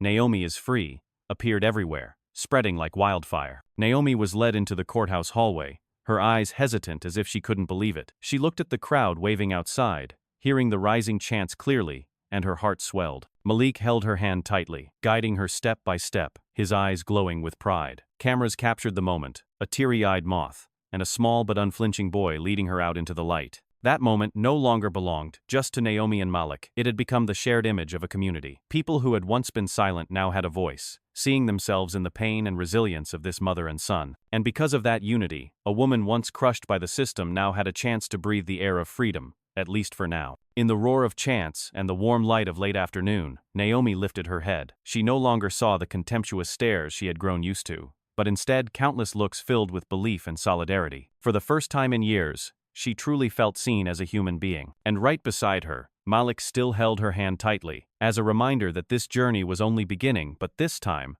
they were no longer alone. Outside the courthouse, the crowd was still chanting, but in a shadowed corner at the back, the air had thickened like a cramped basement. Harold Kemp strode into the closed meeting room, his face etched with frustration. Sloan was already there, his veiny hands pressed against the table, eyes blazing like a wounded animal. As the door shut, Harold slammed the file down, his voice low but seething with restrained fury. "We need to shut that boy down, or everything will collapse." His raspy tone, sharp as a blade, shook the room. Sloan clenched his jaw, face flushed, growling. "He's just a kid, but that mob out there treats him like some kind of saint. If this goes on, we lose everything." A suffocating silence spread. In the corner, a younger officer, still wearing a low-ranking insignia on his shoulder, watched them with nervous eyes. He hesitated, voice unsteady. "But he has evidence. The stuff he brought up. It's clear to everyone. That recording, the letter, all of it, it's turning people against us. Can we even stop it?" The hesitant words sparked the tension like a match to dry straw. Sloan spun around, voice sharp, eyes bulging. "Shut it. Any evidence can be faked. What we need is to make people doubt it." Harold raised a hand, stopping Sloan, then spoke slowly, his voice dropping, each word laced with coldness. "We don't need to erase the evidence. Just make sure the boy and his mother never get to speak to the public again. We have to find a way to silence him." The young officer lowered his head, hands clenched tightly, his face torn with conflict. He had been there that night. He knew what Malik said was true, and the memory gnawed at him. But looking at Harold and Sloan sitting across from him, He felt the weight of pressure, the threat closing in. He said nothing more, only swallowed hard and gave a slight nod before retreating into the shadows. Sloane huffed, fingers tapping relentlessly on the table, while Harold leaned back, eyes half closed as if deep in calculation. He understood that the most dangerous enemy was the one no one expected, because Malik's innocence had won the public's trust. Outside, the chants for justice still echoed through the partially closed window. Harold frowned, his voice thick with strategy. This crowd won't last. Tomorrow, the media will try to drown it out. We need to plant the idea that it was all emotional manipulation. We'll smear him, make that letter look like someone else wrote it. Sloane let out a dry, raspy laugh, his voice worn from cigarettes. Exactly. A 10-year-old kid. What does he know besides scribbling nonsense? We'll turn that innocence into a joke. The plan sounded simple, but the trembling in the young officer's eyes revealed a growing crack. He glanced out the frosted window, saw the crowd chanting Naomi and Malik's names, saw the proud look of the boy flash across a phone screen held up by a colleague. The wave of public sentiment was clearly slipping beyond control, and he knew that if they kept diving into the cover-up, they'd all be dragged down with it. He bit his lip but said nothing, letting the dark whirlwind of the meeting spin on unchecked. Harold glanced at Sloane, and the two exchanged a look of unspoken understanding. They knew this battle had moved beyond the courtroom, stretching into the world outside, where public opinion was gaining ground. A sudden knock at the door broke the tension. An assistant poked his head in and whispered, "The press is gathered outside. They want a statement. They're demanding a response from the prosecution." Harold smirked, adjusted his tie, and stood up. His voice was calm but icy. "Fine, let's go. We'll let them hear what we want them to hear. The rest can wait." Sloane shot up from his chair, his broad shoulders casting a shadow across the room, eyes glinting like someone more ready to throw punches than speak. As the door closed behind them, the room sank into silence. Only the young officer remained, hunched in the corner, his eyes heavy as if carrying a mountain. He knew he stood at a crossroads: stay silent and survive, or speak out like the boy had. And in his heart, the question echoed again and again, a relentless refrain. Malik sat curled on a bench down the long, empty hallway, eyes fixed on the slivers of light spilling from the closed conference room where Harold and Sloane were speaking. He had no intention of eavesdropping, but when the door didn't close all the way, the cold, sharp voices slipped through and struck his ears. "We need to shut that boy down, or everything will collapse." It was Harold's voice, cold and steely. Malik froze, heart racing, holding his breath to make sure he hadn't misheard. But then Sloane's growl followed, rough like an animal. "He's just a kid, but that crowd out there sees him like a saint." The words poured into Malik's mind like icy water, chilling him to the core. He leaned in closer, knowing he might get caught. The next words terrified him even more. "We don't need to erase the evidence. Just make sure the boy never gets another chance to speak." Malik took a step back, his legs trembling, palms soaked with sweat. In his young imagination, those words felt like a direct threat. His throat went dry. His heart pounded in his chest, and a wave of fear rose like a tide. Had everything he had just done to save his mother now become the very reason they'd try to destroy him? When the door swung open, Malik quickly turned and ran. The long hallway echoed with the rapid footsteps of the small boy, his breath short and panicked. He dashed to the corner, pressed his back against the wall, and tried to calm himself. But fear still surrounded him: Harold's cold stare, Sloane's growling voice. All of it made him feel as if darkness was closing in. His eyes welled up, his heart heavy with anxiety. He had never felt so small, not even when he was standing in the courtroom. Naomi approached, her shoulders still trembling after the hours in court, but when she saw her son's terrified face, she immediately knelt down and cupped it in her hands. Malik struggled to hold back his tears, but his small hands continued to shake. Naomi whispered, her voice weary but firm, "You heard something, didn't you?" Malik bit his lip and nodded slightly. She smoothed his messy hair, lifted her tearful eyes to his, and spoke slowly. "Justice is never easy. It always makes people afraid, but that's exactly why we have to be strong." Those words were like a warm blanket over Malik's chilled heart. He looked up at his mother and saw that in her tear-filled eyes, there wasn't just pain, but a light of unshaken faith. Naomi gave a tired smile, took his hand, and pressed it to her chest so he could feel her heartbeat. "You feel that?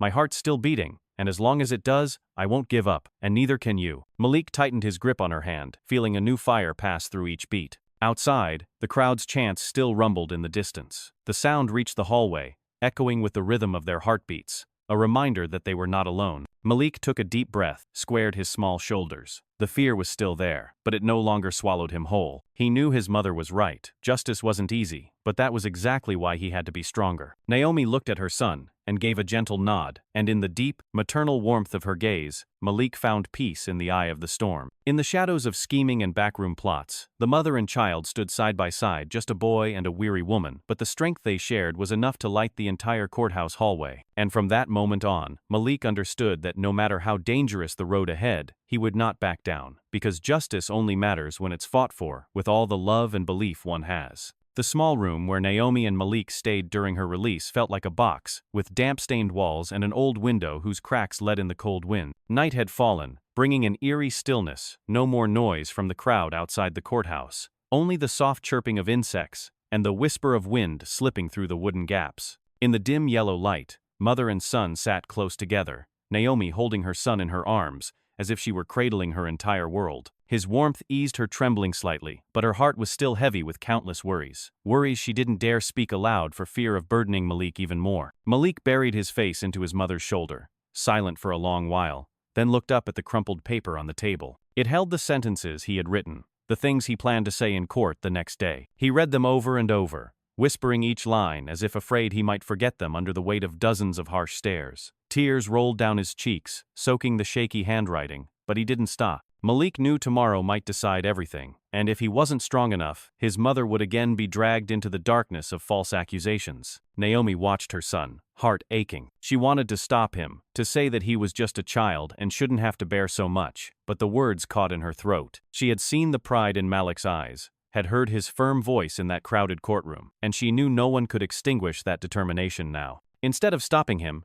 she reached out and smoothed his hair, her voice soft as a breeze. "My son, I'm proud of you. But you must remember, no matter what happens, I'll always be right here, beside you." "Oh." Malik looked up, his eyes red but strikingly bright. He took his mother's calloused hand and placed it on his chest, where his heart was pounding. "I'm really scared, Mom, but I'm going to say everything. I don't want them to think you were wrong. I don't want you to cry anymore." His voice cracked, but his eyes still burned with resolve. Naomi held him tightly, wanting to shield him, but knowing that this child could no longer return to the innocence he once had. The darkness outside thickened, the old clock ticked slowly, like a countdown to the next day's hearing. Naomi looked around the cramped room, where there was nothing but a rickety iron bed and a small table, yet to her, it felt like a battlefield, where she and her son were preparing for an impossible fight. Malik sat upright, his small hand gripping the paper tightly, reading out loud, repeating each line again and again. Sometimes his voice shook, sometimes it caught with tears, but he kept going. Those clumsy words were, to him,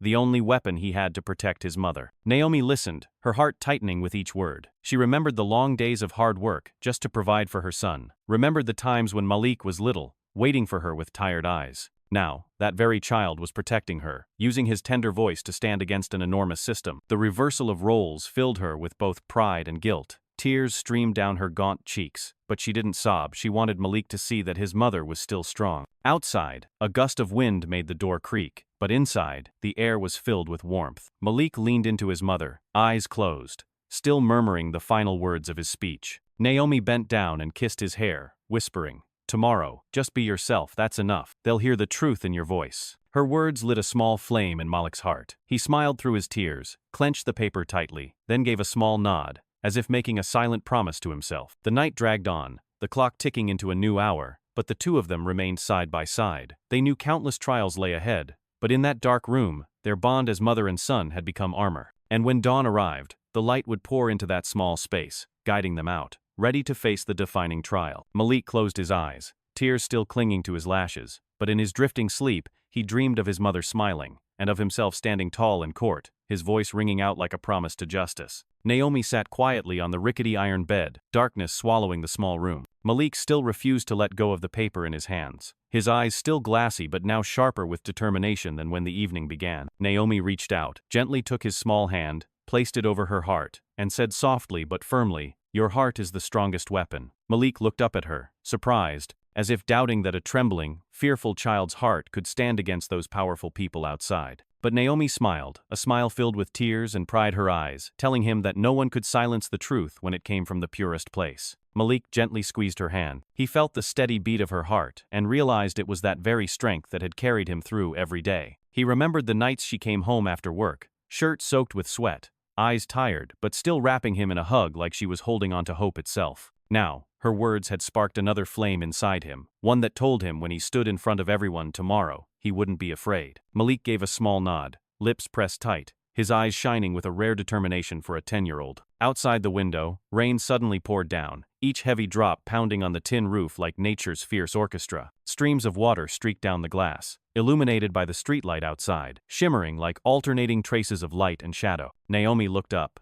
her breathing quickening, as if the rain was carrying away everything she had bottled up inside. She thought of tomorrow, of the judgmental stares, the sneers of the powerful, but at the same time, she thought of her son's heart, the shining weapon she had just spoken of. The rain hammered against the glass, like an urgent reminder that the real storm still lay ahead. Malik leaned on his elbow, gazing outside, his eyes glimmering in the blurred light of the rain, his palm still clutching the crumpled paper with the words he planned to speak in court. As the rain roared on, he quietly repeated each sentence to himself, as if the storm was sinking with his voice, washing away the last remnants of fear. Naomi wrapped her arm around his shoulders, pulled him close, then rested her chin on his sweaty hair, feeling the warmth of her child as the only thing keeping her from falling apart. The sky outside darkened, and bolts of lightning slashed across it, illuminating the worn rooftops of the neighborhood. Malik flinched a little but then exhaled deeply, as if drawing strength from the fury outside. He turned to his mother and whispered, "Tomorrow, I'll say everything, I promise." Naomi reached out and touched his chest, smiling gently, her voice low beneath the rain. "Just remember, no one can deny this heart. Justice doesn't come from grand words. It comes from the truth you carry inside." The rain continued to pour, as if trying to wash away all the dirt, all the lies out there. Naomi and Malik sat quietly in the small room, listening to the rain, a dense melody that oddly brought them peace. Malik rested his head on his mother's shoulder, his eyes slowly closing, still gripping the piece of paper, his lips softly mouthing the familiar words. Naomi stroked his hair gently, sighed, and silently prayed that the rain would carry away all the darkness, so when morning came, her son could rise like the first light of day. That night passed slowly, the sound of the rain stretching each moment, and in the dark room, mother and son held each other close, quietly bracing themselves for what was to come. Facing the real storm, they had nothing but love, a proud heart, and a fragile, but burning hope, and that alone made the rain outside feel less cold, turning it into a quiet promise of the dawn still waiting to arrive. The next morning, the atmosphere outside the courthouse stretched tight, like a string ready to snap. Crowds packed the sidewalks. Many had stayed up all night waiting for the next hearing. When the heavy wooden doors swung open, reporters rushed in, dozens of camera lenses, microphones, and blinding lights flooding the courtroom. The old wooden furniture now seemed drenched in brightness, and every tiny movement was magnified on the live broadcast streaming outside. Naomi and Malik stepped in, their steps hesitant but proud, and the press row immediately rose, cameras zooming in on them. Malik felt his legs tremble, but when he squeezed his mother's hand, he raised his head, letting the glare of the flashlights illuminate his small but unyielding face. The jury sat still, their row utterly silent, yet a distinct seriousness shone in their eyes. Sloan appeared with several fellow officers, his face stone cold, his eyes flashing dangerously as he glanced at Malik. The press caught it instantly, snapping the look like a blade slicing through the courtroom air. Harold Kemp kept his composed expression, but the sweat beading on his forehead betrayed his inner unrest. The tension was so thick, one could hear the clicking of cameras, the scratching of pens as reporters jotted down every detail. Judge Rollins entered, tall and slender, but his gaze weighed heavily. The entire courtroom stood at once, the screech of wooden chairs scraping the floor, forming a dry, brittle harmony. Rollins sat, his hand gripping the gavel, his eyes sweeping across the room before lingering long on Sloan. A sudden silence vacuumed the space, and all whispers vanished in an instant. Then, with one taut breath, his voice rang out low and firm, slicing through the silence like a blade. "Did you abuse your authority, Officer Sloan?" The question dropped into the courtroom like a dead weight. Reporters froze, pens and cameras paused, all eyes locked on Sloan. He flinched slightly, his face tightening, then quickly tried to regain his usual swagger. "I was doing my job," he growled, casting a sidelong glance at Harold for help, but the words rang out harsh, dry, lacking the certainty he once used to intimidate. A few journalists furrowed their brows, noting the shift, sensing how the usual confidence of a man who thought he was above everything had begun to crack. Rollins didn't blink, his gaze sharp as if piercing straight through Sloan's hardened shell. "Are you sure that's how a police officer protects the people? Or is that how you abuse power to torment the powerless?" His voice hissed through clenched teeth, not just a question, but a public indictment. The courtroom stirred again, murmurs rising before being quickly silenced by Rollins slamming the gavel. Malik gripped his mother's hand tightly, his heart pounding, eyes locked on Sloane's face, knowing this moment could change everything. Sloane swallowed hard, his throat dry. For a brief second, the memory of that dark night flashed before him, the door crashing open, Naomi's cries, Malik's terrified eyes. The image hit him with force, but he quickly shook his head and growled, "What the boy said is made up. I never stepped outside the bounds of my duty." But as the words left his mouth, a few whistles of protest echoed from outside the courtroom, mixing with the rising noise of the crowd. The door remained shut, but the anger outside surged in like a crashing wave. Harold jumped in, his voice stiff. "Your Honor, may I remind you this is still a trial based on law, not to be swayed by the crowd's emotions." But Rollins's gaze didn't flinch. He stared at Sloane, as if forcing him to face the truth instead of hiding behind crafted words. A reporter seated near the prosecution whispered to a colleague, "He's cracking. Sloane can't hide it anymore." Naomi squeezed Malik's hand, feeling each tremor in his small fingers. She knew her son was anxious, but in her eyes shone belief. Malik tilted his head toward her with a faint smile, then looked forward again, proud. He knew every question. Every tense second of this trial was born from the determination he and his mother had refused to let go of. Rollins struck the gavel once more, his voice resounding. "My question still stands, Officer Sloane. And this time, remember the whole country is watching your answer." Cameras zoomed in on Sloane's face, each bead of sweat rolling down his temple, becoming vivid proof of his unraveling. Silence settled again in the courtroom, but it was a charged silence, ready to explode the moment Sloane slipped up. Under the harsh light of dozens of camera flashes, for the first time, Sloane was no longer the swaggering brute, but just a man forced to confront the truth. And from the gallery, Malik felt his heart pound harder than ever before, knowing this battle was tipping toward their side, where the light of justice had begun to shine. Sloane sat upright, trying to maintain a cold expression, but the tension was clear on his face. When Judge Rollins continued his questioning, he claimed that on the night he inspected Naomi's home, he was only carrying out orders from superiors and did not use excessive force. However, immediately after, when a reporter presented a copy of a previous official report, Sloane's testimony was shown to clearly contradict it. In that report, he had stated that he never entered the house and only observed from outside. The inconsistency triggered a wave of murmurs across the courtroom. Sloane tensed. Sweat broke out on his forehead, and his fingers tapped the table repeatedly, like a man searching for an exit in a tightening maze. Harold quickly stood, trying to intervene, his voice firm. "Your Honor, please note, it's possible there was an error during the transcription process. Officer Sloane's statement must not be misrepresented in this way." But his voice was drowned by the growing tide of suspicion. Rollins said nothing, only tapped the gavel lightly, his eyes drilling into Sloane as if peeling back every layer of pretense. Sloane faltered, lips pressed into a tight line, his gaze darting around for support, but even the colleagues seated behind him avoided eye contact. Malik sat beside his mother, eyes wide, following every detail. He recognized the man who had once stood outside his house, shouting, yanking at his mother, now stumbling before the truth. In Malik's small heart, a flame of hope flared, and he could feel the scale of justice slowly tipping toward his mother. Naomi gently squeezed her son's hand, her grip trembling, but her eyes bright, as if she had just seen a crack beginning to open in the towering wall before them. Rollins slowly asked Sloane to answer directly. "Did you enter Naomi Brooks's house? Did you make direct contact with her?" Sloane swallowed hard, his throat dry, then muttered, "Yes, but only to ensure safety." The words barely left his mouth before the courtroom erupted again, for the statement directly contradicted the previous report. A member of the jury, an older man with silver hair in the front row, leaned over and whispered to his peer, his expression stern. They exchanged small nods, then turned back to face Sloane, their faces heavy with deliberation. The jury's eyes began to shift, from doubt to disapproval. A woman among them set down her pen, crossed her arms, her gaze lit with a clear decision.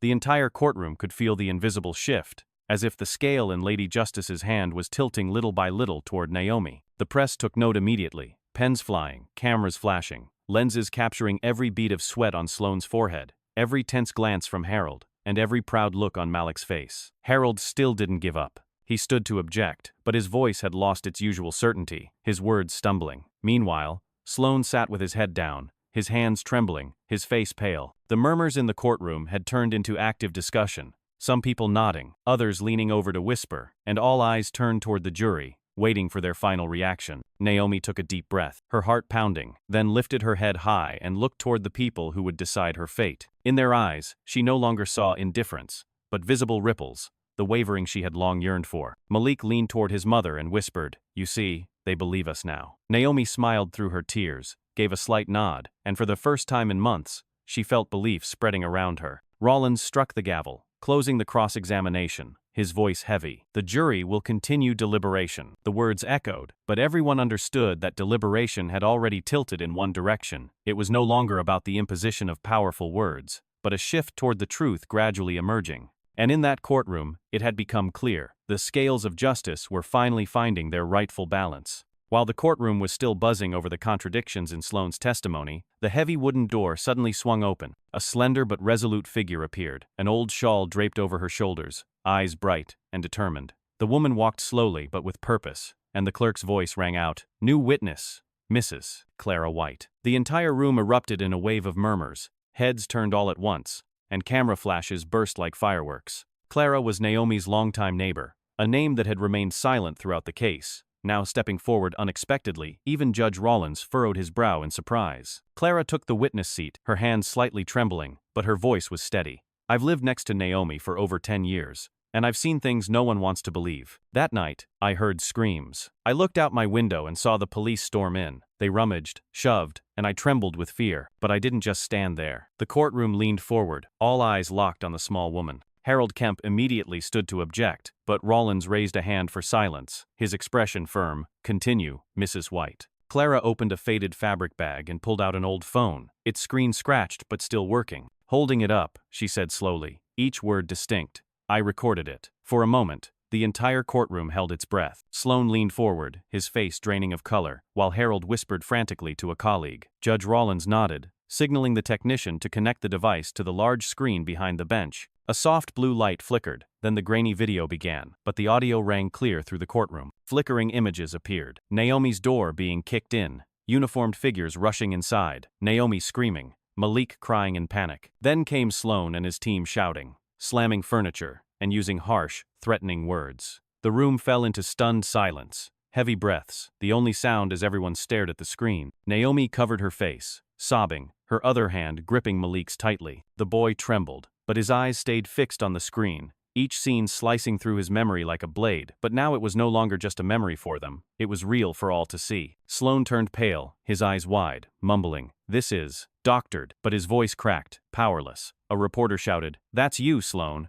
Your voice is clear as day." A wave of fury surged through the room, murmurs rose. Some people jumped to their feet, their faces flushed with outrage. Rollins struck his gavel hard, his voice ringing out clearly, "Order! This is critical evidence. Everyone, remain silent, so we can proceed." He turned to Clara, his gaze softening. "How long have you had this video, Mrs. White?" Clara exhaled, her voice trembling with emotion. "I was scared. I kept it hidden all this time. But when I saw that boy stand up to protect his mother, I knew I couldn't stay silent anymore." Her words landed like a hammer blow, causing many in the courtroom to tear up, while the jurors exchanged looks, their faces more serious and empathetic than ever. Malik looked up at Clara, his eyes filled with deep gratitude. Naomi was too choked up to speak, she could only nod repeatedly, tears soaking her cheeks. Sloane slumped over the table, sweat beading across his forehead, while Harold gripped the arm of his chair tightly, his face ashen, eyes cast downward as if unable to face reality. The balance in the room had clearly tipped toward Naomi, leaving no room for clumsy defenses. In that moment, everyone in the courtroom understood that the truth had surfaced. What Malik had described,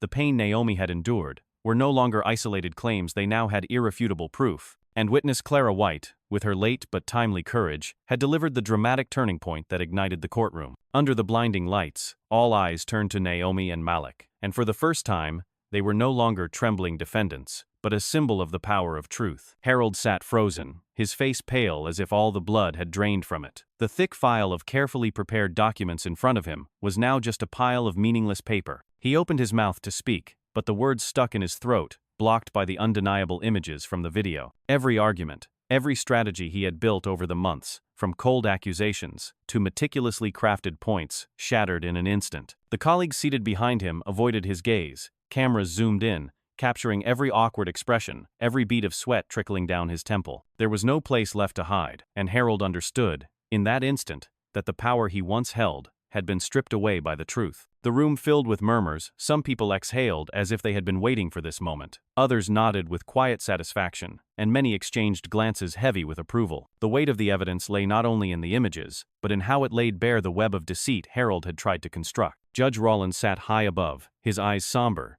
though a flicker of light passed through them. He struck the gavel again, calling for order, yet even his stern expression couldn't hide the agreement now clearly showing in his eyes. Malik sat beside his mother, his small shoulders trembling. At first, he was stunned, unable to grasp what had just happened. But as he saw Harold losing ground, as he saw the entire courtroom turning against him, Malik finally understood. They were not hopeless. Overwhelmed with emotion, he burst into tears, the cry erupting as if releasing all the fear and frustration he had held for so long. He turned and threw his arms around Naomi, clinging to her as if afraid she might disappear. His tears soaked her worn-out blouse, and his voice broke with sobs. "Mom, we didn't lose, we didn't." Naomi shakily placed her hand on her son's back, pulling him into her embrace, her own tears streaming down. In that moment, she no longer cared about the stares around her, no longer noticed the banging of the gavel or the whispers. Everything faded away, leaving only the warmth of her child in her arms. She felt alive again after months of being cornered, realizing that her son was no longer screaming into the void but had been heard and believed by the world. Malik's cry,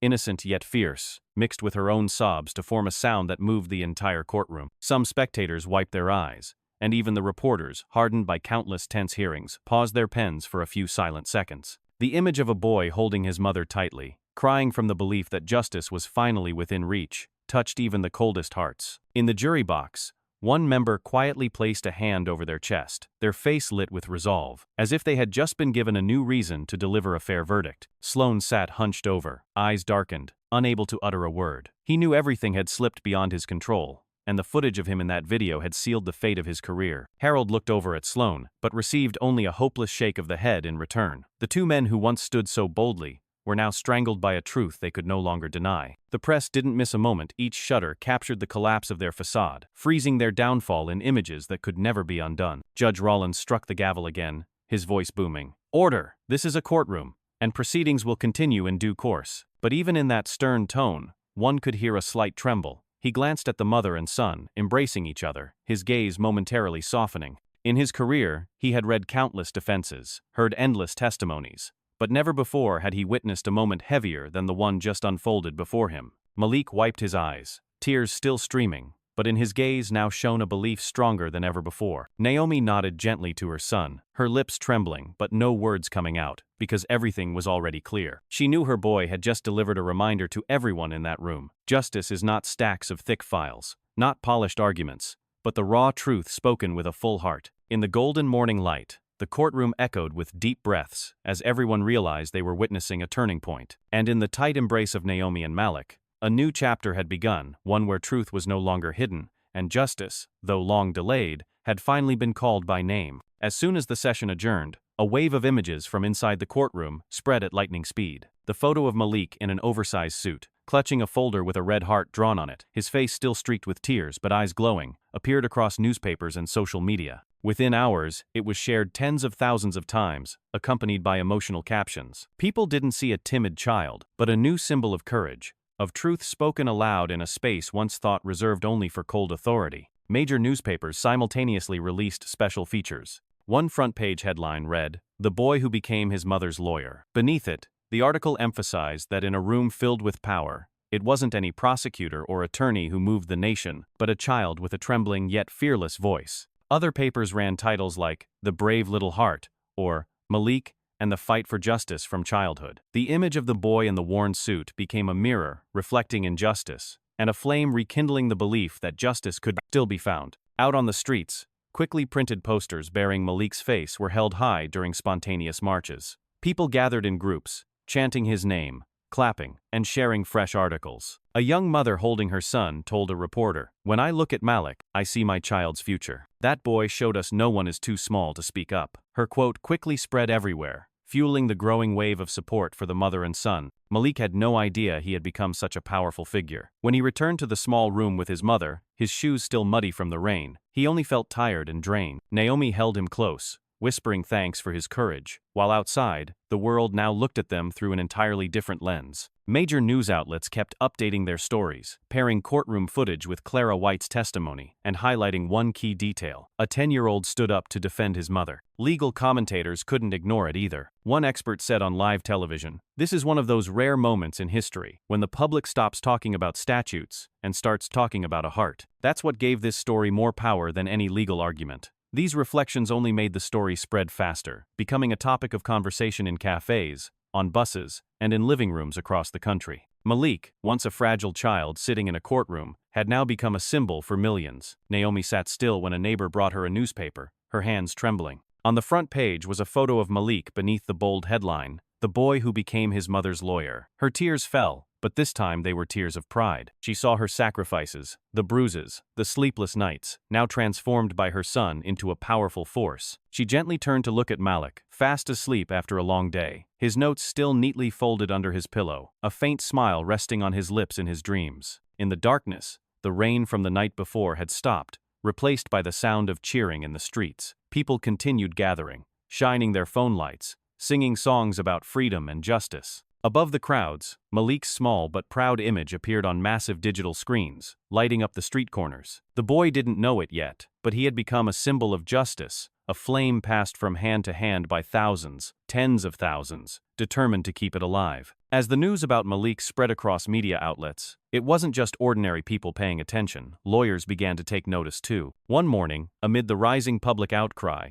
a group of respected attorneys issued an open letter expressing their willingness to provide legal support to Naomi and her son. They made it clear this wasn't for publicity or reputation, but because, in Malik's words, they saw something the system had long forgotten: truth and belief. A seasoned attorney appeared on television, his voice steady. "When a 10-year-old boy can stand up to defend his mother, then none of us have an excuse to remain silent." His words echoed far and wide, moving audiences everywhere, with many sharing the sentiment that justice had finally found people brave enough to carry it forward. Naomi heard the news through the press, her face stunned, her eyes red. These past days, she had relied only on her son, on his small but fierce courage, never imagining that professionals in the field would truly reach out. When Malik heard her recount the story, his eyes lit up. He sat up straight, his voice stammering. "Mom, so people believe us." Naomi hugged him tightly, and in that moment, she knew that no matter how difficult the road ahead, she was no longer alone, and her son no longer had to bear it all on his small shoulders. The press quickly followed up with more coverage, not only writing about the lawyers, but also sharing a photo that had become iconic. The cover of Malik's old folder, with a red heart messily drawn in crayon. That image spread at lightning speed, paired with a simple yet powerful caption,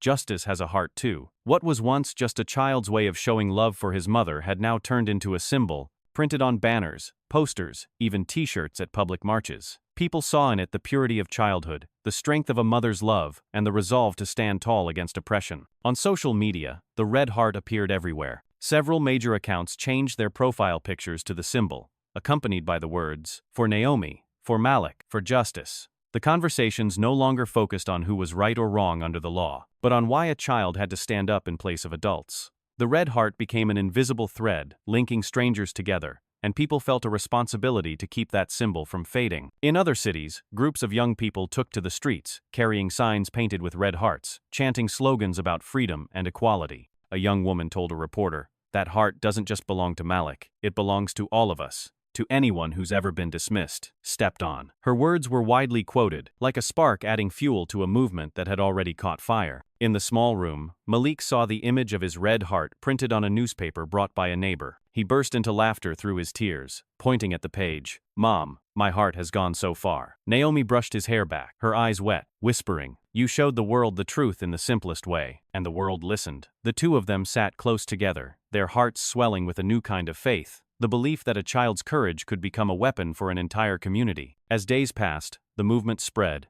and the red heart became a flag. No one remembered it was drawn with an old crayon by a little boy. All they saw was a symbol of justice, small but enduring. From a courtroom session that once seemed quiet, the story had broken through those four walls and ignited everywhere. And at the center of that storm, a boy in an oversized suit holding a worn folder had become an image no one could forget. Just when the courtroom seemed to have quieted after all the evidence had been laid bare, something unexpected happened. From the police seating area, a weary-looking man with hollow eyes and a face etched with inner conflict suddenly stood up. He spoke slowly, his voice trembling but echoing through the room. "We were wrong." The words cracked open the heavy atmosphere like thunder, leaving the courtroom stunned. All eyes turned to him. Dozens of reporters swung their cameras around. Recorders clicked on simultaneously, and the jury exchanged wide-eyed glances. The man was Daniel, a subordinate who had accompanied Sloane the night Naomi was arrested. Daniel swallowed hard, his hands shaking, but he went on, each word cutting through his pride like a blade. "That night, we were ordered to inspect, but instead of following protocol, We crossed the line. I saw them storm into the house, saw her thrown down, and I stayed silent. I can't keep pretending I wasn't involved."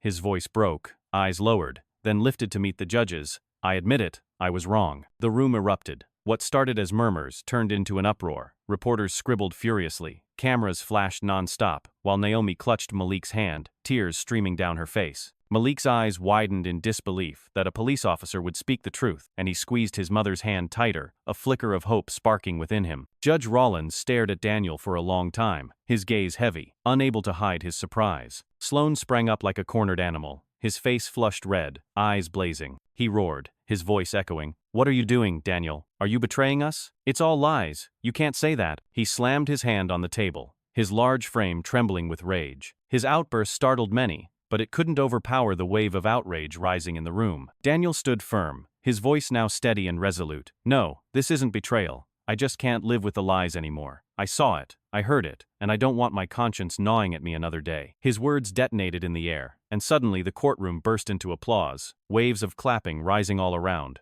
drowning out Sloan's futile shouting. Sloan flailed, his face pale, yelling obscenities no one cared to hear. The noise, the applause, the reporters calling out to each other to capture every second, all swallowed his voice whole. Harold sat frozen beside him, his expression like stone, eyes downcast, as if he finally understood their entire defense had collapsed. What they had worked so hard to conceal had just been exposed by one of their own, and that blow was more devastating than any piece of evidence. Rollins slammed his gavel, his voice ringing out with authority. "Order! This testimony is significant and will be recorded and investigated thoroughly. No one is allowed to threaten a witness." His gaze swept over Sloan, silencing him instantly, his lips still moving but no sound escaping. Daniel sat down, his body drained, but in his eyes was a flicker of relief, as if he had finally freed himself from a long-held burden. Naomi covered her face, sobbing, tears spilling out from years of humiliation, now bursting forth as overwhelming emotion. Malik leaned against her shoulder, whispering, "See, Mom, justice is really coming."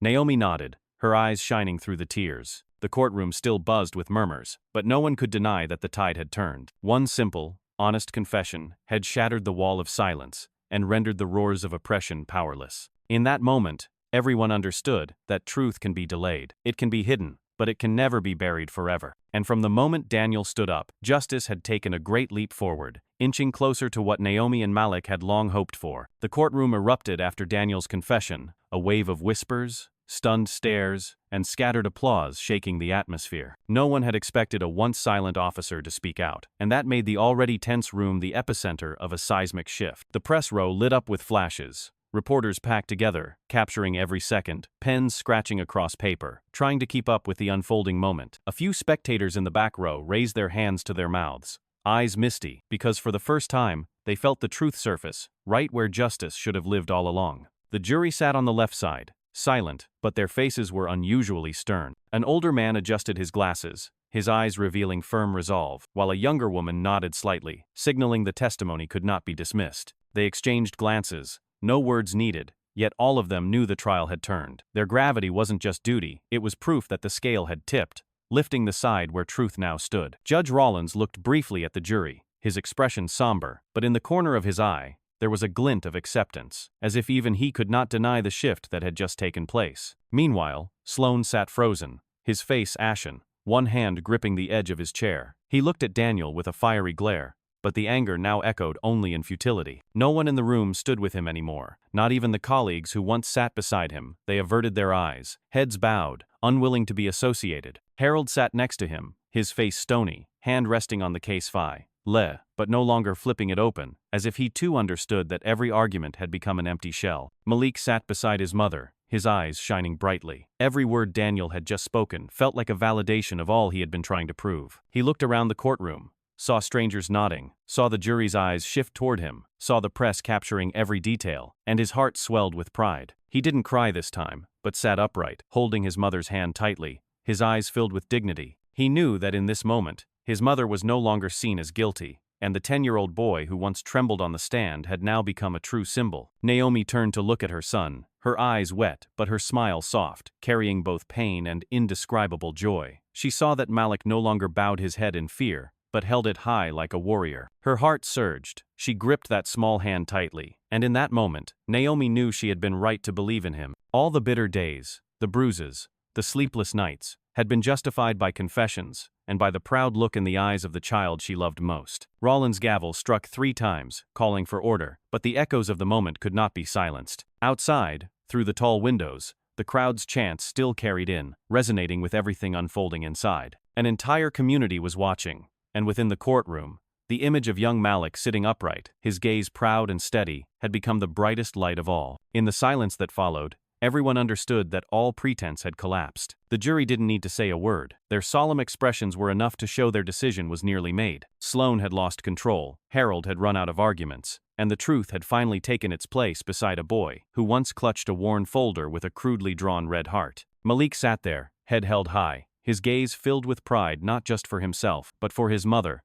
and for everyone who had ever been forced into silence. The courtroom was brightly lit as Judge Rollins slowly rose to his feet, one hand resting on the familiar wooden gavel. The air was thick, silent enough that every breath could be heard. The jury had returned after hours of deliberation, their faces solemn but eyes shining, as if everything had already been decided. Naomi sat beside Malik, her hand trembling but her gaze unwavering, while Malik kept his eyes fixed on the judge's bench, his heart pounding in his small chest. Rollins swept his eyes across the courtroom from the jury to the press, and then paused for a long moment on the mother and son before speaking in a deep, raspy voice. "This court finds Naomi Brooks not guilty." The words echoed through the courtroom like a bell shattering the silence. Gasps of relief and waves of applause erupted like a rising tide, and many couldn't hold back their tears. Naomi froze, her hand covering her mouth, eyes flooding with emotion, then immediately turned and pulled Malik into a tight embrace. The boy burst into tears of joy, his small arms wrapped tightly around his mother, tears streaming down his cheeks. But this time they were tears of happiness. Outside, the crowd roared, chanting,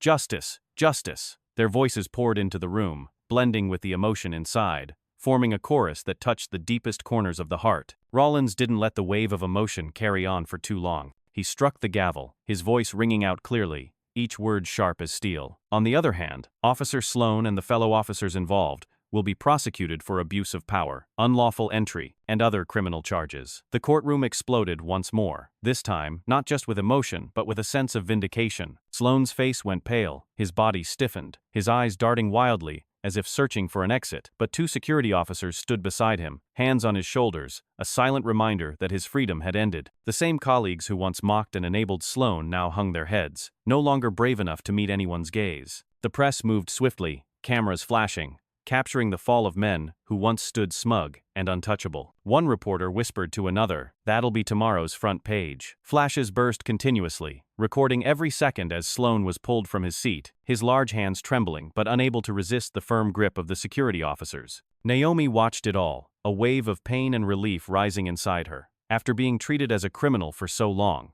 after bearing so many hidden wounds, she was finally vindicated. Malik stood by her side, eyes bright, proud, like a small warrior who had just witnessed the triumph of truth. He whispered to his mother, "See, Mom, we did it." Naomi nodded, holding him even tighter, her heart pounding in her chest, but for the first time in years, it beat in peace. Rollins took his seat, the weight in his eyes briefly visible. He understood that this verdict was not just a judgment, it was justice making a vow to the people. He looked at Malik. Their eyes met, and Rollins gave a slight nod, as if to acknowledge that it was this small boy who had forced justice to speak. The courtroom swelled again, but this time it was a wave of hope, of renewed faith that justice was no longer something distant. Outside, the crowd chanted without pause, red heart signs raised high, voices singing blending with thunderous applause. Television cameras broadcast the verdict nationwide, turning it into a national message. Those who abuse power must be held accountable, and the innocent must be vindicated. In that moment, Naomi was no longer the frail woman shackled by contemptuous stares, she was living proof of truth's power. And Malik, in a suit still too big, had become the symbol of a generation brave enough to speak, brave enough to believe. The trial ended, but its echoes spread far beyond the courtroom walls. The community now understood that justice may come late, but when it arrives,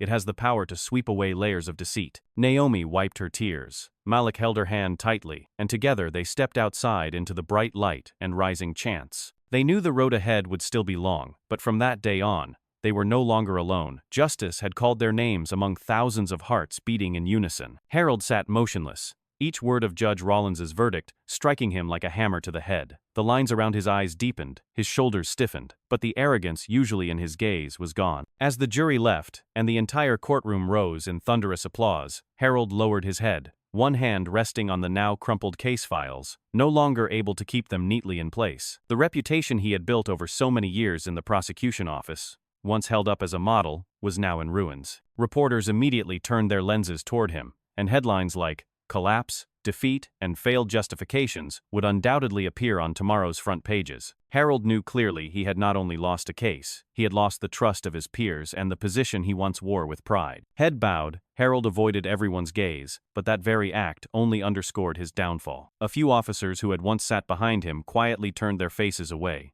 no longer willing to share the burden. Reporters shouted his name, cameras flashed in relentless bursts, capturing the image of a once proud man now reduced to a silent shadow. He closed his eyes, letting out a heavy breath, as if conceding that his career had ended here. In his mind, flickered memories of standing at the prosecutor's bench, confidently laying out arguments, staring down defendants with disdain. Now, the contrast felt like the harshest sentence ever passed against him. While Harold sat with his head bowed, Naomi was overwhelmed with opposing emotions. She held Malik tightly, her trembling arms wrapped around her son, as if to affirm he was her strongest anchor. The tears streaming down her face were no longer from fear or humiliation, but from joy, from the release, after months of being cornered in the shadows. Naomi buried her face in her son's soft hair, sobbing, "We did it, Malik, my son." Malik burst into tears, burying himself in her shoulder, his voice choked with sobs, but his eyes shining with joy. The courtroom watched the scene unfold, many unable to hold back their emotions. Reporters lowered their pens. Instead of chasing more questions for Harold, they turned their cameras toward the mother and son, capturing the tearful embrace. Another photo would flood tomorrow's papers, not the image of Harold's bowed defeat, but the radiant eyes of a child in his mother's arms, a symbol of truth's triumph. Outside, the crowd roared. But inside the courtroom,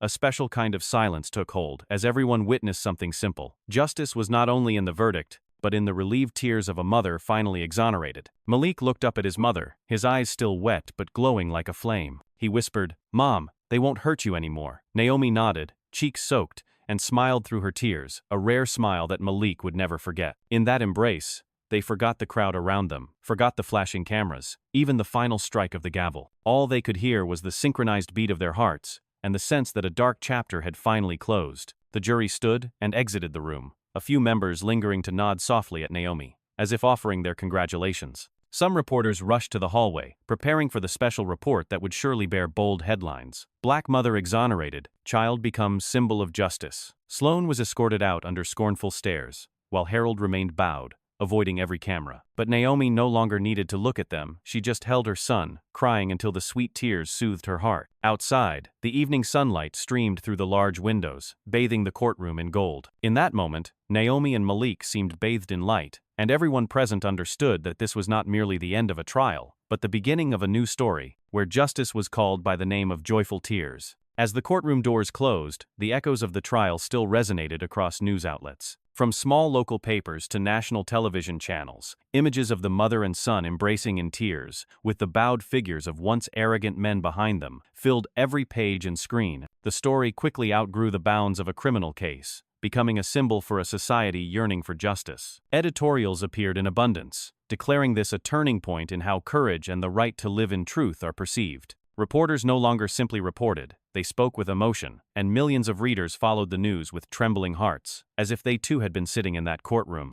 Short video clips showing Malik taking the oath, then bursting into tears as he hugged his mother, spread rapidly across social media. Within a single night, millions of views, shares, and comments poured in. People didn't see him as a fragile child, they gave him a tender nickname, Lawyer of the Heart. That name quickly appeared in headlines across major outlets, affirming that even without formal training, Malik had defended justice in the purest, most powerful way. Posters of the boy in his oversized suit, clutching the folder with the red heart, were pasted across city streets, becoming the symbol of a movement no one could silence. Naomi saw those images on a small screen in their modest room and sat in stunned silence. She never imagined her son's courage could reach so far that all of America would be watching. Tears fell again, but this time they were tears of pride and renewed belief. Malik sat beside her, still unused to such intense attention. He asked softly, "Mom, am I really the lawyer of the heart?" Naomi smiled, placing a hand on his chest. "Yes, because you did what many adults wouldn't dare. You spoke from the heart, and that heart moved the world." Outside, marches erupted everywhere, no longer centered solely on Naomi's name, but now carrying a broader message. People raised high the red heart symbol, chanting slogans of freedom and fairness. On their signs, Malik's name appeared alongside the phrase, "lawyer of the heart," a declaration that truth does not need a black robe to stand in court. Those who once doubted or stayed silent now stepped into the streets, joining the wave, having recognized the immense power that can come from a child's courage. Television programs hosted special segments, inviting legal experts, psychologists, and social activists to join the discussion. They didn't just analyze the case, but reflected on the lesson it brought, that justice can only truly live when people are brave enough to defend it with love and trust. A university professor commented, "Malik didn't just save his mother. He reminded this entire nation that justice needs a heart, not just paperwork and procedures." Applause echoed through the studio, and the audience shed tears upon hearing those words, because in the proud eyes of that boy, they saw a reflection of themselves. From elementary classrooms to university lecture halls, Malik's name was held up as an example. Many teachers retold his story to their students to affirm that truth is never out of reach, and that anyone can create change if they dare to speak up. Some schools even held art sessions where children colored red hearts and wrote beneath them, "Justice begins from the heart."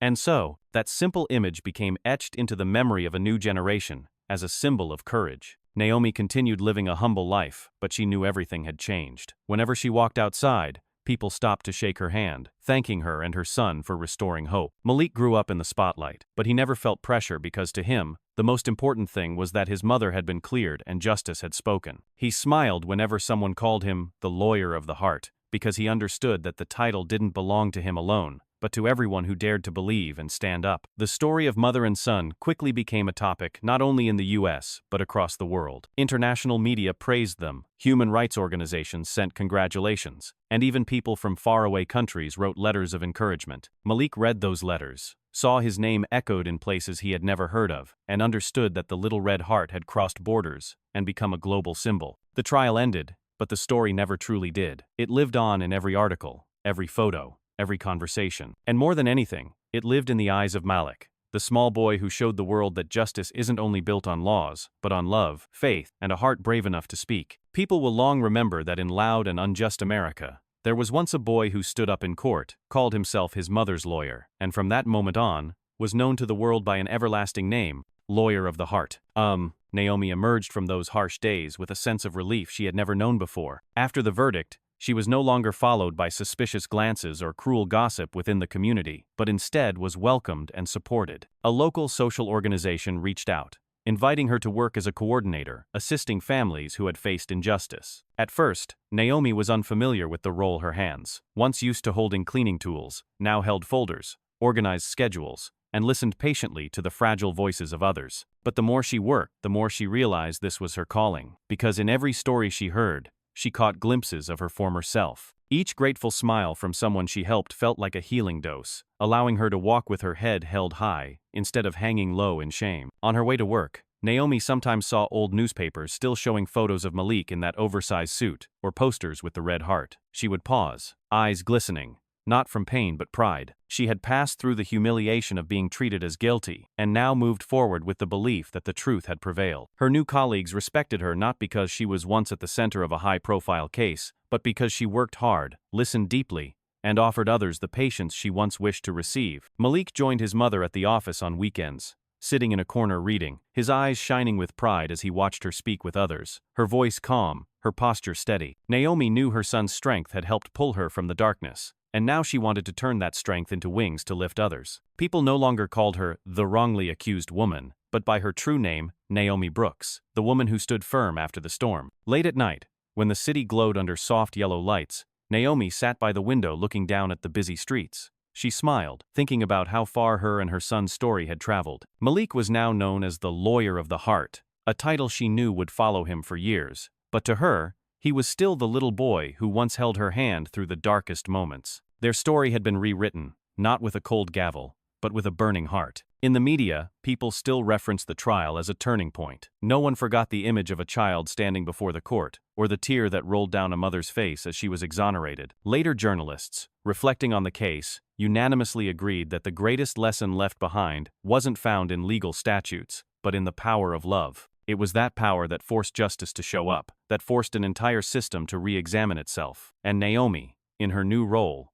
with shoulders no longer bowed, was living proof that change is real. The story closes with a simple yet resounding message, repeated in editorials, on signs at marches, and in the hearts of those who followed it. Justice does not lie in power. Justice lies in a heart brave enough to stand. It wasn't authority, it wasn't high-backed chairs, but the courage of a boy and the unwavering love of a mother that delivered a verdict that changed everything. For Naomi, each new day is no longer a stretch of worry, but a journey to live with her head held high, to smile, to continue passing on to the vulnerable the belief that truth may be buried, but it never disappears. And for Malik, his childhood story went far beyond a single trial, becoming a symbol that showed the world even the smallest heart, when brave enough to speak, can shake an entire system. In the moment when the last light of day streamed through the small window where Naomi and Malik sat together, the story seemed to end, but its echoes would remain. From a courtroom once filled with mocking laughter, from the trembling hands of a mother and the wide eyes of a child, the truth carved its own path. Naomi, a woman once crushed by suffering, had risen again with all the pride she had gained, not by the backing of authority, but through the love and faith of her son. Malik, the 10-year-old boy in an oversized suit holding a worn folder with a red heart, had gone from trembling fear to standing up and declaring himself his mother's lawyer, and with words pure and sincere, he made an entire system listen. This story does not stop at the victory of a case, but marks a journey of transforming pain into strength. The tears Naomi once swallowed became tears of joy when she was exonerated, when she regained her dignity, and when she was given a meaningful new role. She emerged from the darkness to live with pride, helping others like her, continuing the justice journey her son began. Malik is remembered by the world as the lawyer of the heart because he proved that the law may be wrapped in language and procedure, but a sincere heart is never ignored. What makes this story endure is not just the image of a boy facing down prosecutors and police, but its simple message: truth may be buried, but it will always find its way to the surface if someone is brave enough to name it. Malik taught millions that even in our smallest moments, a voice born from love and integrity can shift what seems unshakable. Naomi showed that a mother can bear immense injustice, but her love for her child will remain an unquenchable flame. And together, they showed that justice does not rest in the hands of the powerful, but in the hearts brave enough to rise for the truth. The greatest lesson viewers can take away is the power of belief and courage. In this world, we are often forced into silence, clouded by fear and pressure, but the story of Naomi and Malik is a reminder that even a single brave voice can move an entire community. When a boy stood in a courtroom full of authority and dared to say, "I am my mother's lawyer," every adult was forced to look inward. Because justice does not come from silence, it comes from someone who dares to speak, even with trembling hands. Looking back on this journey, it is clear that trials and setbacks are not meant to destroy, but to forge resilience. Naomi and Malik weathered the storm, and became proof that a mother's love can shift the balance of power, and that a community standing on the side of truth will never lose. From a small courtroom, their story spread across America and beyond, reminding everyone that justice is not a privilege. It is a fundamental right of every human being, regardless of age, skin color, or status. As the curtain falls, what remains in the hearts of readers and listeners is not just emotion, but a fire that stirs within. That fire reminds us to trust the heart, to believe that love and truth are the strongest foundation. Naomi and Malik walked out of that courtroom with tears in their eyes, but their heads held high, and they left us all with an unforgettable message. Justice never resides in the seat of power, but in a heart that knows how to love and dares to stand up for the truth.